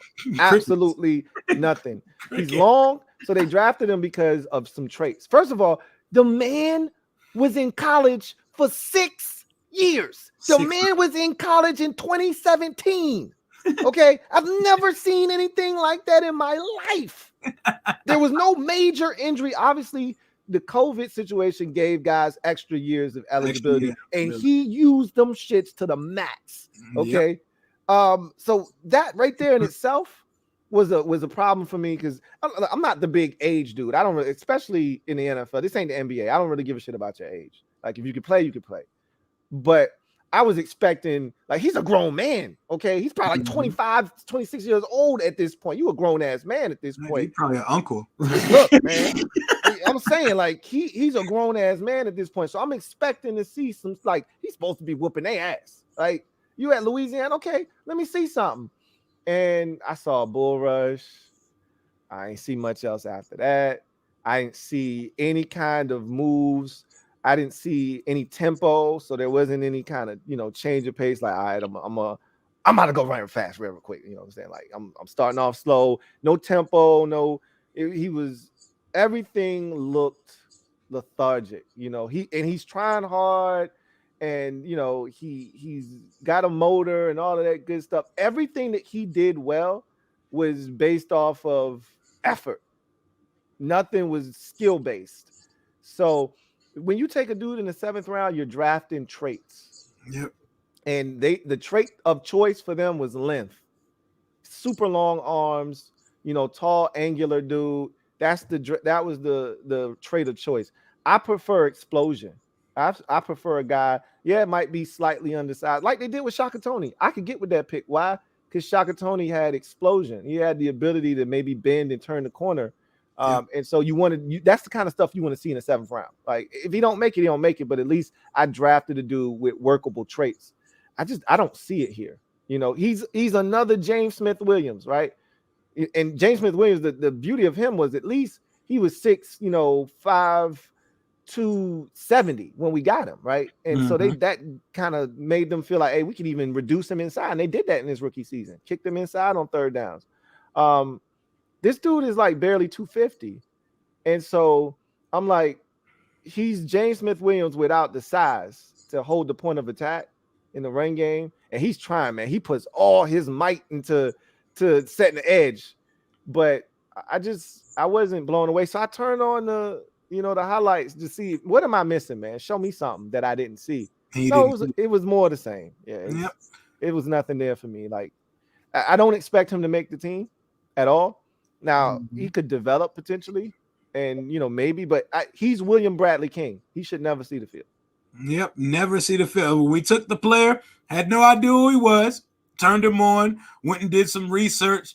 Literally, like the common retort I seen was, doesn't really show up on film. And you noticed it when you turn on the film. Like nothing jumps off the screen. You're watching what's happening around him on the field because it's not really – it's a 7th round pick. So it's not like we're expecting some great talent, some diamond in the rough necessarily to be there. But they've hit on some guys here. Our starting safety that is about to get a bag probably this summer, we took him as a 7th round gem. But not all 7th rounders are created the same. Appreciate you, Joe Rockhead, for the donation. But to put a bow on the Washington 2023 draft class before briefly touching on the undrafted, the youthfas that we brought in, what would you give as a grade for Washington's draft this year? Ed, start us up. Give me your grade, even though grades are stupid because they haven't done anything in the NFL yet, but we got to do it because it's a part of the goddamn process of the offseason. Grade Washington's draft 4 days later. I will say, side note, I do like some of the UDFAs, but to stay on the draft topic, I'd probably give it a B, man. Like, I know the media, the consensus, like Sporting News gave us a D. I think like the Ringer gave us a D. Mel Kiper gave us a B. So, I mean, of course, everybody's going to say grades are silly and whatnot. You got to look down 3 years. But I guess just for the answer, yeah, it's a B. I mean, like, it's just like last year. Ron Rivera has an identity with drafting. Like, he doesn't go by Pro Football Focus or Mel Kiper and Todd McShay. He goes by his board. He may think Emanuel Forbes is the best corner in the draft. That's just the way he thinks, the way he goes about it. He might have thought Jahan was the second best receiver in the draft last year. That's just the way he goes about it. So that's the way he moves. And he's not going to go by value. So he thinks Forbes is better than Gonzalez. So, of course, we're going to get terrible grades from the media and taking Quan Martin before Torrance or not trading up for Brandt. So, and Ricky Stromberg, he got killed for that. A lot of people like Lou said 5th round. Street Score says like 5th or 4th. So he got killed for that. So, and then we didn't take a tight end. We didn't take a linebacker. So, of course, people are going to ding Ron for that. No left guard, which was probably the worst decision in my opinion, not taking a left guard at all, or a natural left guard instead of trying to position flex into a left guard. And then I know he got dinged for not taking a quarterback. I didn't give a crap about not taking a quarterback. I didn't give a crap about passing up on him. Or maybe Dorian Thompson Robinson, maybe Jaron Hall in the later rounds. I didn't really care about that either. So in my opinion, I personally give it a B, but no tight end was egregious to me and no left guard was egregious to me. So, and I know people push back on me about tight end. They think we're good with Logan. They think we're good with Armani Rogers and Curtis Hodges and Cole Turner. I love Cole Turner, but he had 2 catches last year. I love Logan Thomas's leadership getting Scott Turner fired by speaking out, but he's looking like he's not getting any younger. He's not getting any agile or any more fluid. And I think tight end is going to be a problem. And I think left guard is a big question mark. So I give it a B. I think Forbes is a good pick. I think Quan's a good pick. And I think shoring up the offensive line or helping out the offensive line with some depth were good moves. And I think Chris Rodriguez, I think he's going to have an impact low key, man. I think he's going to have an impact on the season more than what people think. Hell yeah. And tight end is basically the linebacker position of the offense. Like, we're just going to act like we're cool here. There's some young bodies and there's a respectable vet. We don't know what's left in the tank. Oh, yeah. And one thing I'll say, too, Martin Mayhew, I hated the presser. I hated him saying that he wanted to be more aggressive. You never admit that you want to be more aggressive and trade up. You never admit that you say, oh, I should have did this and I should have did that. In my opinion, I think you never admit that. And another thing, he said nobody called him to trade back. I don't think you admit that either. He says too much. Because you have a phone too. Exactly. It works both ways. It's not just one phone. There's 2 phones out there. So they had said that. So he had said that he always reaches out on Monday to all the teams behind him to see what their interest is. So I think he had an idea of what teams were looking to do behind him. Like, hey, they'll tell you if this guy is here, we may be interested. So I think literally the phone didn't ring because they had already reached out to teams. And usually if somebody wants to come up, they'll hit you up, but I know last year in particular, they called New Orleans. Like, we knew y'all were interested. Hey, he's here. Do you want him? Right. So I'm pretty sure that once their dude was there, they weren't really looking to move back. I don't think, honestly. Yeah, just the answers from Mayhew, I think it just shows that most likely I feel like this is going to be their last year here, especially with a new owner coming in. You look across the division, other teams are being more aggressive. I'm not going to tout the Eagles like everybody else has, but it is what it is. Howie's just more aggressive. He's a young, and he's had his misses too, like we talked about Jalen Rager. So Howie's not the perfect GM. He's starting to hit. 2 years ago, they was ready to run him up out of town. A couple years ago, he's starting to GM's miss. But Mayhew, I mean, we'll see. We'll see. This year's a big year for them. So it's a do or die year. A lot of what Mayhew does just stamps home the point that when new ownership sets their feet in that building, a top executive of the football side is literally like the first on the laundry list of things for me. Lou, how would you grade this draft? It was a B- for me. It was a solid draft. I got no issues with what they did. I think they got quality football players. The safeness of the draft is the only thing that really truly bothers me. I grew up in the scared money don't make money era. So for a guy that's on the last year, essentially a prove it year, he drafting like this is year 2 of a 5-year rebuild, and I'm gonna just make sure that I get the right pieces in place. Like I thought they should have had an aggressive mindset and approach, because this was one of those drafts where I don't need 8, 9, 10 players. This was a draft where you should have been getting 7, 6, and they ended up with 7. So I don't have any issues with that. But 6 or 7 players, get in and get out. Get what you need and get out of here. This draft didn't. I mean, that's why you end up with an Andre Jones Jr. in the 7th round, because it's just not a lot at the back end of the draft. So my biggest thing was looking at all that they accomplished. I'm opposite of y'all. I had predicted everything that they had done, essentially down to the edge rusher. I had us taking an edge rusher. I didn't have us doubling up on that because that other edge rusher that they took was supposed to be a developmental quarterback. The reason why I put a lot of stock into that is because Jacoby Brissett is one and done here. And that's his move is I come in, I get a check for a year, and then I move on to the next team that has a young quarterback that needs a veteran stopgap. So that's a 1-year deal. He'll be out of here.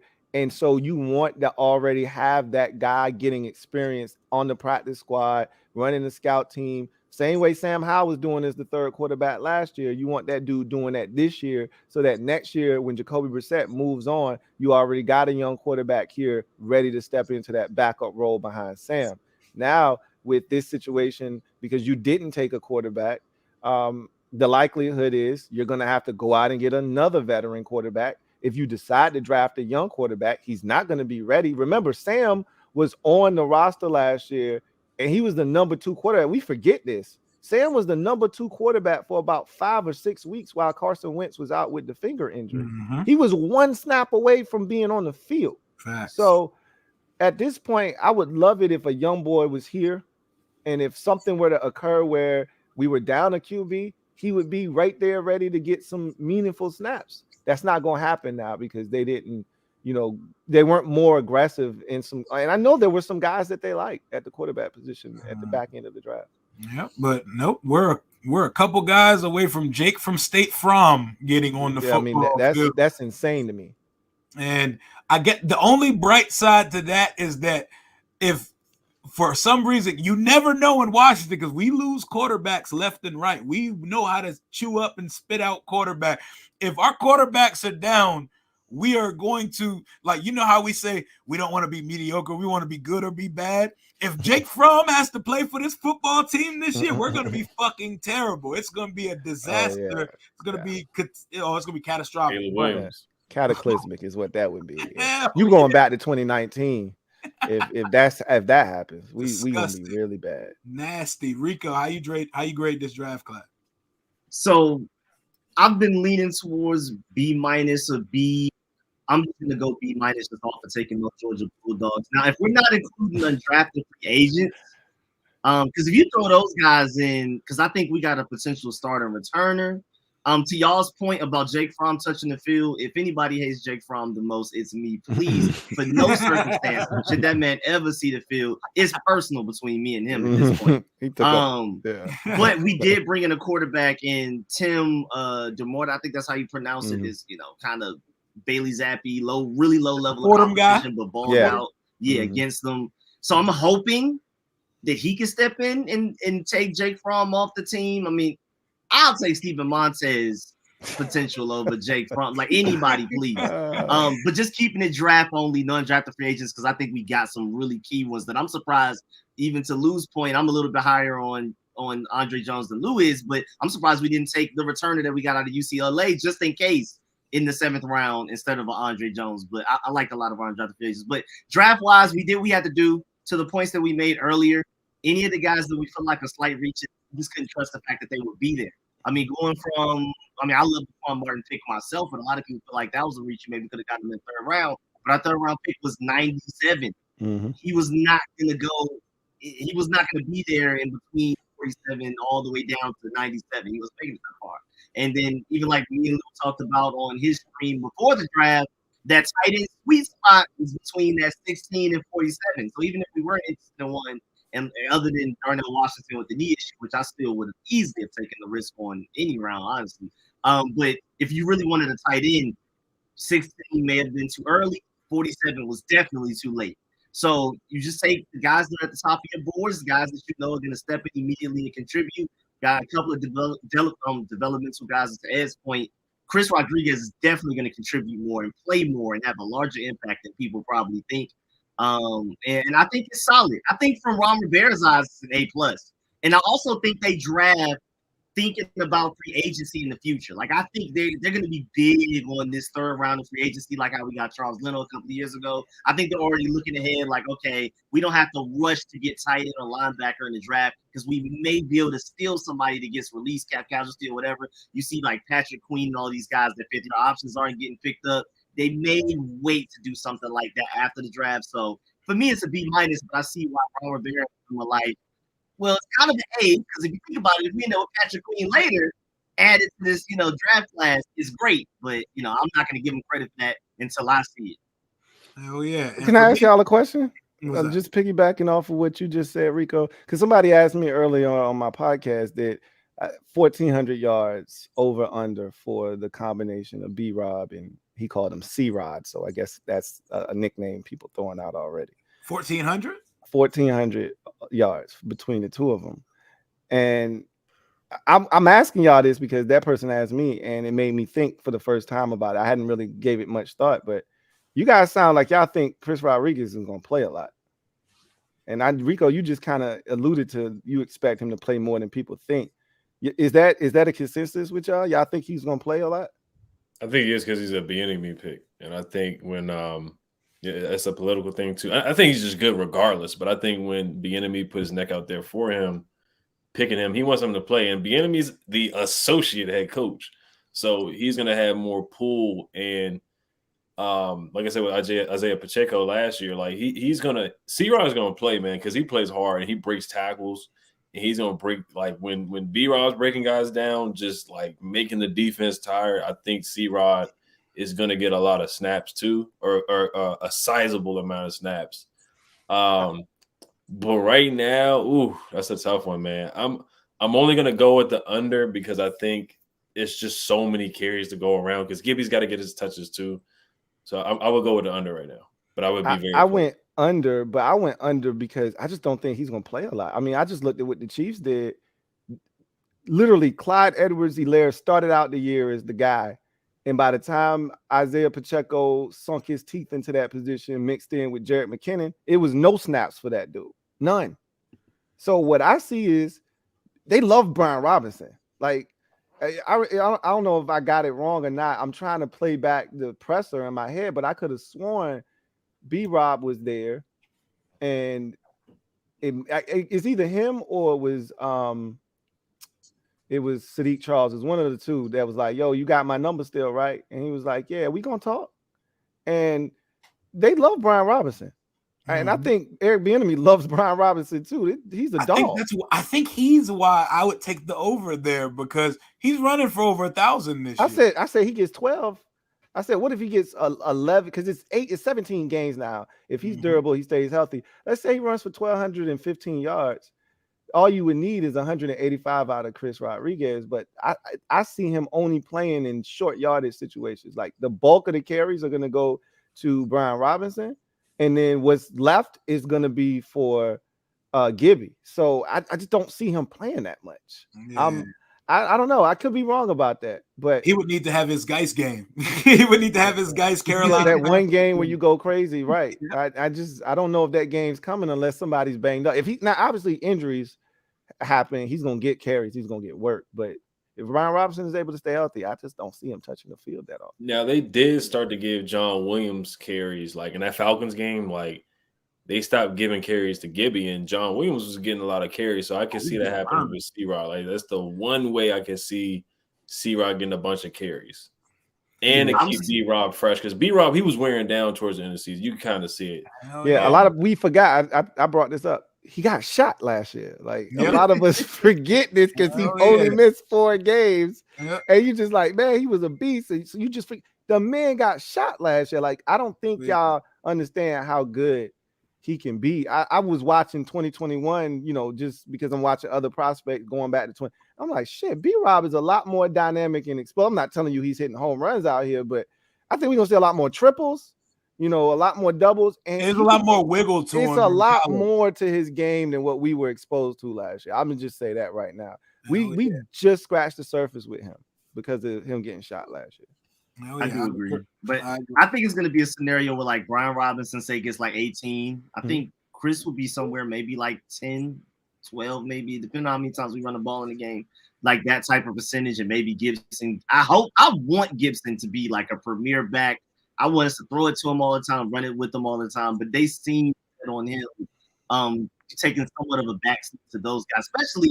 I mean, we see Antonio Gibson as a third down back. And again, I'm really high on him, but until he can pass protect very well and be a very dependable pass protector, they're going to be uncomfortable with keeping him on the field that often. And as of right now, I project Chris Rodriguez to probably be our best pass protector. So I think he's just going to, just naturally from being on the field more often than people probably expect, I think it's going to be a nice, healthy amount. But yeah, I can see over 1,400 between the three because, I mean, they're going to try to work Sam Howland slowly and things like that. I think it's more so, if anything, depending on if the offensive line can do it. If they can stay healthy, if they can block it. But I think they have the talent. If I had to put my money on it, I would say under. But I think over is quite possible, maybe. I think, I'm gonna go with the over for that one. But just to put a closing touch on the draft, I'm giving the team a C+. And that's not overly great. It's not overly bad. C's get degrees, and most people, with degrees hanging on their wall, they have some C's on their report card. It defines what I think this regime and staff is. A C+ draft. It perfectly depicts what Ron has been here, which is mediocre. We haven't been a bad team. We haven't been a good team. We've been right in the middle. We've been stuck right in the middle of the league since he's got here. This feels like the type of draft that goes with that, but we got a couple starters and a couple guys who could be in the mix to make some things happen here. I'll call it 2 and a possible when it comes to starters because Ricky Stromberg may eventually be a starting center. He has the experience. He dominated in the SEC. So 2 starters and a possible C+ draft. I like what the team did. Don't love it. Don't hate it. I'm okay with it. As far as undrafted free agents go, there's a couple guys we got here. I know, Ed, you got to run. Talk to me about the undrafted free agents that you like before you head out. Oh, I love Casimir Allen out of UCLA, man. I think he'll definitely take Dax Mills' spot as a punt returner if he does make the roster. Definitely brings some dynamic. You see him bringing back a kick return for a touchdown. I don't know much about track, but I know he was a track star, like the 100-meter. He did a really good job at that. So that just shows how athletic he is. And he can do some things out the backfield, man. Play wide receiver and running back, so maybe you can use him on a some gadget plays or something like that. Bieniemy can use him as a versatile player, and maybe he can play slot and be a little more shifty than what Dax Mills is giving you too. Maybe some home run plays. I do like Mitchell Tinsley, the wide receiver out of Penn State. I like that. He played at Western Kentucky. He put up big numbers, transferred to Penn State, contested catch guy, ran a 4.5 40-yard dash. So I think he can actually contribute. Probably really should have been a 7th-round pick. So I like Mitchell Tinsley a lot. There's the other safety out of Illinois. He intrigued me. He was a ball hawk too, had 5 picks. More of a special teams guy, but he intrigued me. And then the quarterbacks, Laporta, I can't remember his name out of Fordham. Looked at his numbers. He had crazy numbers. I didn't get a chance to watch him. Bryce out of Appalachian State. He has some good games, man. They upset a couple big teams that Appalachian State always does. So he's got a good arm, a little mobile. When Trevor Lawrence got hurt with Clemson, he would step in and play pretty well with Clemson. So he's had really good experience at the college level. So he could push Jake Fromm maybe out the door for that 3rd quarterback spot. So we'll see what happens with the Fordham quarterback. But yeah, that's all the guys I can remember. They got a couple of camp invites. The guy from Air Force, he's a fullback, so I'm intrigued to see him in rookie minicamp tryouts. But yeah, that's basically. And there's a guard or a center from Ole Miss. He had a solid career. I'm intrigued to see if he can do anything and make the practice squad. Hell yeah, man. Appreciate you for stopping by tonight. I know you got to run, my guy. Appreciate you for coming on tonight, big dog. Appreciate it, fellas. All right, man. Be easy. Yes, sir, Take man. care of yourself. Peace. My condolences to the Grizzlies, man. Desmond, what's his name? Dylan Brooks. Dylan Brooks. Yeah. Yeah, Dylan the villain, man. It was under no it was circumstances. Yeah. Under any circumstance. So there's a backstory to that, but they offered him multiple extensions during the year, and he turned them all down. And then had this end of the season situation happen, and they were so displeased with him about running his mouth and then shooting 22% from 3 and 32% from the field in a series, which is just unheard of with high volume at that. It ain't like he shot 22% taking 12 shots. They were leaving him open, and he doesn't understand they're leaving you open for a reason, because he's got that mentality of the next one's going in, but the next one wasn't going in. And I think what happened was he's a guy that plays off of emotion, which is why he talks trash. And his lack of shot making affected him on the defensive end. And that's where his money is made. And he told the Grizzlies front office, and look, I love Dylan Brooks. I'm sad to see him go, but I know it's a necessary evil that has to happen for us to take the next step. But he told them, I'm not just a 3-and-D guy. And they're like, bro, that is exactly what you're supposed to be in this league. What are you talking about? He said, I can do so much more than that. And so it's time for him to go. He was letting his Twitter reputation. Tell Ja to put the guns away. You'll be good. Shay Robinson said had to troll Lou before dipping. Oh, another Duke alumni, Brian Davis, the schemer and scammer. Hey, look, man, I can't protect that. I can't vouch for him, man.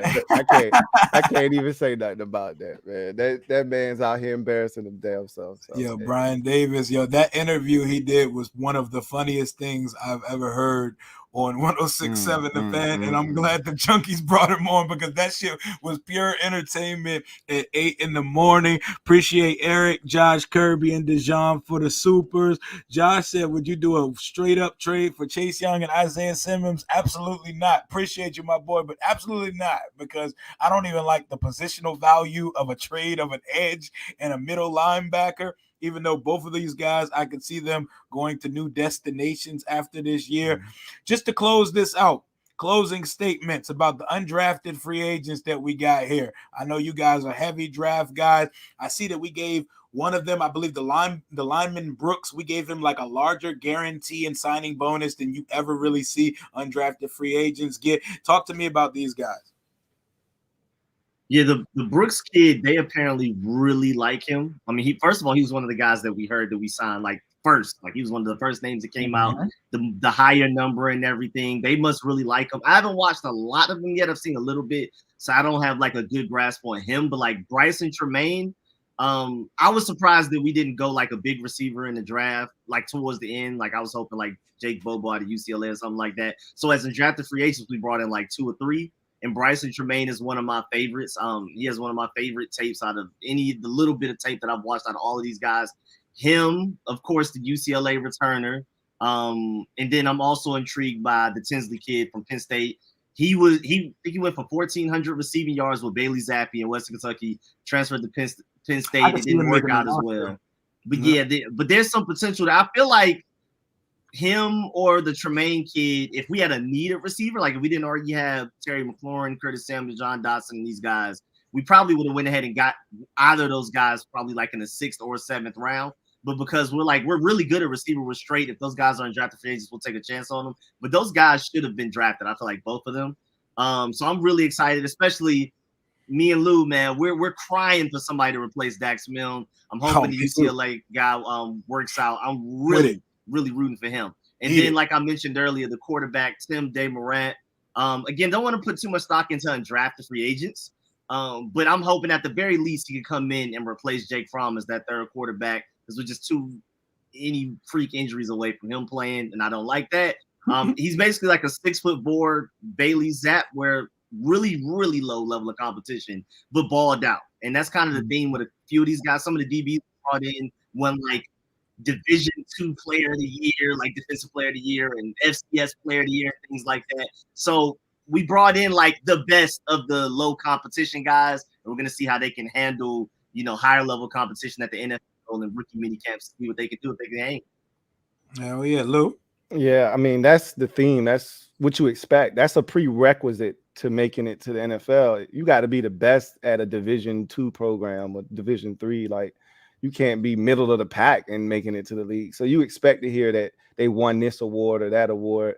But you know how I am. I mean, Rico just said it. Like, it's undrafted dudes. I don't get excited about this shit like everybody else, because during this time of the year, everybody wants to be responsible for finding the hidden gem. I told y'all about this dude. Like, you know how many people, how inundated my shit is, my inbox with, hey, Louis T, you should check this dude out. Yo, this dude a beast, man. We got us one. Man, I'm telling you, man, this dude is over here killing people.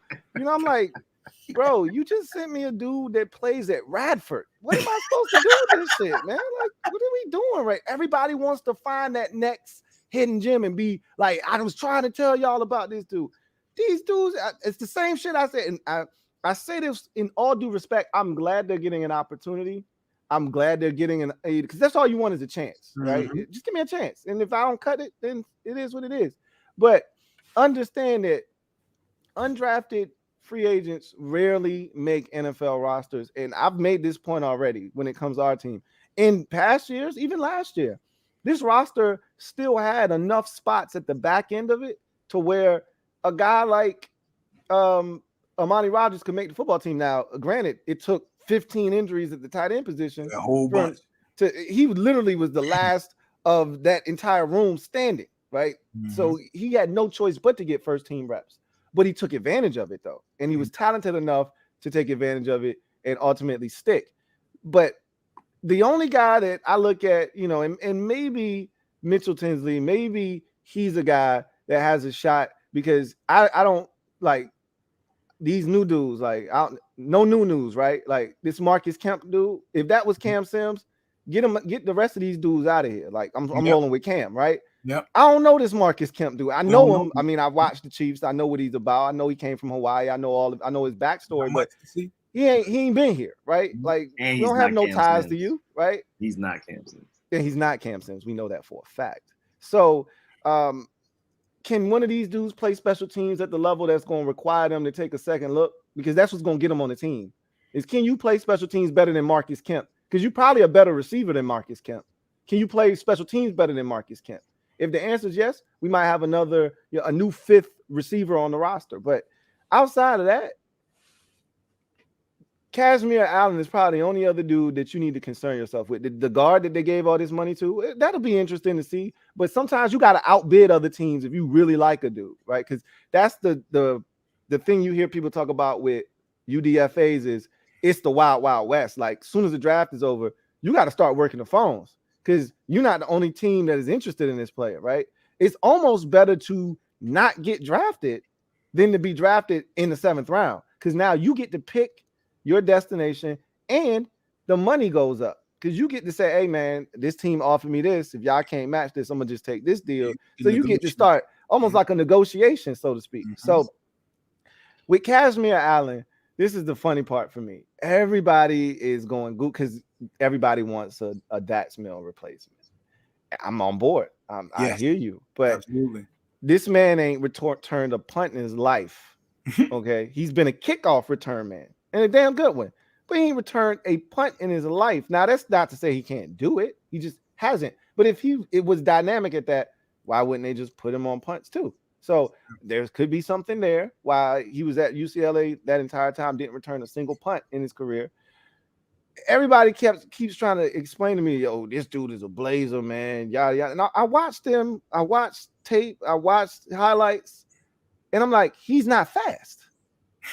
So I'm watching him. I'm like, when you see speed. Yes. And I'm like, this people that are fast, 9 times out of 10, they not looking behind them. I'm not checking to see who's in my rear view mirror. I'm smoking your ass. If I got true speed, you're not catching me from behind. Facts. He is one of those dudes that I got to take this angle towards the pylon to shorten my distance to the end zone because I think you're going to trap me down from behind. And then so I go and check his pro day to see how fast he ran. And it was in his defense, it's a downpour. It's a rainstorm. They running his 40 in. But he ran a 4.53, right? So, I mean, that's fast. It's not like they expected him to be one of the faster people in the draft. And I'm watching the film and I'm like, y'all see 4.3 anything? Do y'all even see 4.4? Because I don't. So I wasn't shocked that he might run a low 4.4, like a high 4.4, like a 4.48 or something like that. And that's fine. But I think he has a chance. You don't have to be a blazer to be a great return man. I talk about Joshua Cribbs all the time. He wasn't a 4.4 anything. But he was one of the most dynamic. He might have even been a 4.6 dude, but he was one of the most dynamic return men in NFL history, or at least recent memory. Steps, yeah. He doesn't waste any motion. It's downhill and it's quick cuts, and it's not him having to stop the cut. It was all seamless, right? And Cashmere Allen has that. So we'll see if he can, make some noise and show that he belongs on this roster. That's the guy that everybody's excited about, but you know how I am with these undrafted dudes, man. Until you grab my attention, I ain't giving you none. Our roster in past years, I've already said this, there are less spots available on the back end of this roster than ever before. Which is great. Which means you're doing something right. Yeah. Right. We build it. Exactly. So I think 6 out of the 7 draft picks are making the team. So right then and there, the number might have been 8 going into the offseason. 6 of those spots are spoken for now. Might be 2 left. And those might be decided by competition battles with 2 dudes that are already technically on the roster. Right? Yeah. Or they could not be on the roster at all right now. Exactly. You never know. Or different positions. You could be a receiver competing with a corner for a special team spot. Exactly. You know how it is. And the last couple of years we found Bobby McCain and Charles Leno post-draft free agency because teams are going to start releasing dudes we didn't know we were going to get another, defensive end. So we don't need this one. We didn't know we was about to get another corner, so we won't need this one. So you're going to start to see some guys get cut loose as veterans. Who knows, 1 or 2 might end up here. Like you said, they may not even be on the roster right now. Oh, yeah. And my guy Dijon said, is Jamin Davis going to get a pick this year? I think he does. I think he gets a pick this year. We need him to get a pick this year. It would be nice. I want the defense as a whole to create more turnovers and hopefully getting our guy Forbes in the first round. That could be the catalyst to jumpstart turnovers happening on a consistent basis. How many touchdowns does Sam throw for next year with Cherry John and Curry? Best guess. I'm gonna pick a safe number and say 24. 24 passing touchdowns feels like a modest, but like a really good season for a first-year starter. Just to put it into perspective, Hurts had a bunch of rushing yards and rushing touchdowns, but Hurts threw for 23, 22 touchdowns this year. So that's a good number for me. If an MVP candidate can throw that number, we don't ever get 30 touchdowns from our quarterback throwing the ball, but Sam is a runner too. So counting rushing touchdowns, maybe 26, 27, but passing alone, I'll say 24. What's you guys' number? Man, that's a big number for a first year starter. I know it's a lot. I know it's a really big number. I'll take the under on that. I'll say it's like 19, maybe 20. 19. Yeah, I'd say 19 or 20, somewhere in there. The key number for him is going to be interceptions. Can you keep that ratio? I would love it to be like 6 or 7 to 1. So if you get to 19, 19 over 3 would be, great. 5 to 1 is what you're truly looking for. The elites usually are somewhere in that 5, 6, 7, 8 to 1 touchdown to interception ratio. So if you throw 4 interceptions, 5 interceptions, then 20 touchdowns is what you're looking for to keep it at a 4 to 1. 24 though, because I feel like we want to run, and I feel like we're gonna be airing that shit out though. I would love it. I mean, it's so little to go off of. It's hard for me to make that prediction right now until I get a sense for what Eric Bieniemy truly wants to do on the offensive side of the football. Somebody sent me a message on Twitter where Eric Bieniemy essentially went through his philosophical approach on offense. Oh, I was watching that. I watched it. Someone told me that too. Yeah, I'm gonna have to. I told him I'm gonna watch. I liked it, so I pretty much would have it at my fingertips when I get a chance. I'm gonna watch that thing and see what the hell he's talking about. So I see. Oh, it was nice. Yeah, he's breaking down like how he utilizes guys and all their skill sets, and he was speaking my language. 2 minutes of that, and it was like night and day from Scott Turner. What's your number for touchdown passes for Sam if things go right here this year, Rico? Yeah, I love that video as well. I had to watch it like 3 times in a row. I'm not gonna lie, it got me hyped. But I'm somewhere in between 21 because I do feel like, again, as much as they love Brian Robinson and these other guys, they're gonna take touchdowns away. And then I also feel like he may run a couple in. The one game he started, he ran for a touchdown. I'm not assuming he's gonna run for a touchdown every game just based on that sample size and extending it. But I think he's going to have quite a bit, just like you brought up Rio, kind of the Jalen Hurts situation where, he's not going to, it's really difficult to just assume he's going to be as dynamic as Jalen Hurts, as many throwing and as many rushing. But I think he's going to surprise some people, maybe like 21 throwing, maybe like 4 rushing. But I think the running backs are going to get a lot of them too as well. And then I think, Ron Rivera keeps wanting to do this run the clock out thing. And so with another offense, another philosophy, maybe he could potentially throw for 30, but we want to get a lead and then run the clock away and get out before it's even 4 p.m. I can see it, man. I can see it, and I can see the approach being somewhat similar to how Seattle treated Russ in his early years with the LOB. But that's going to wrap it up for us tonight, man. It was a good draft stream.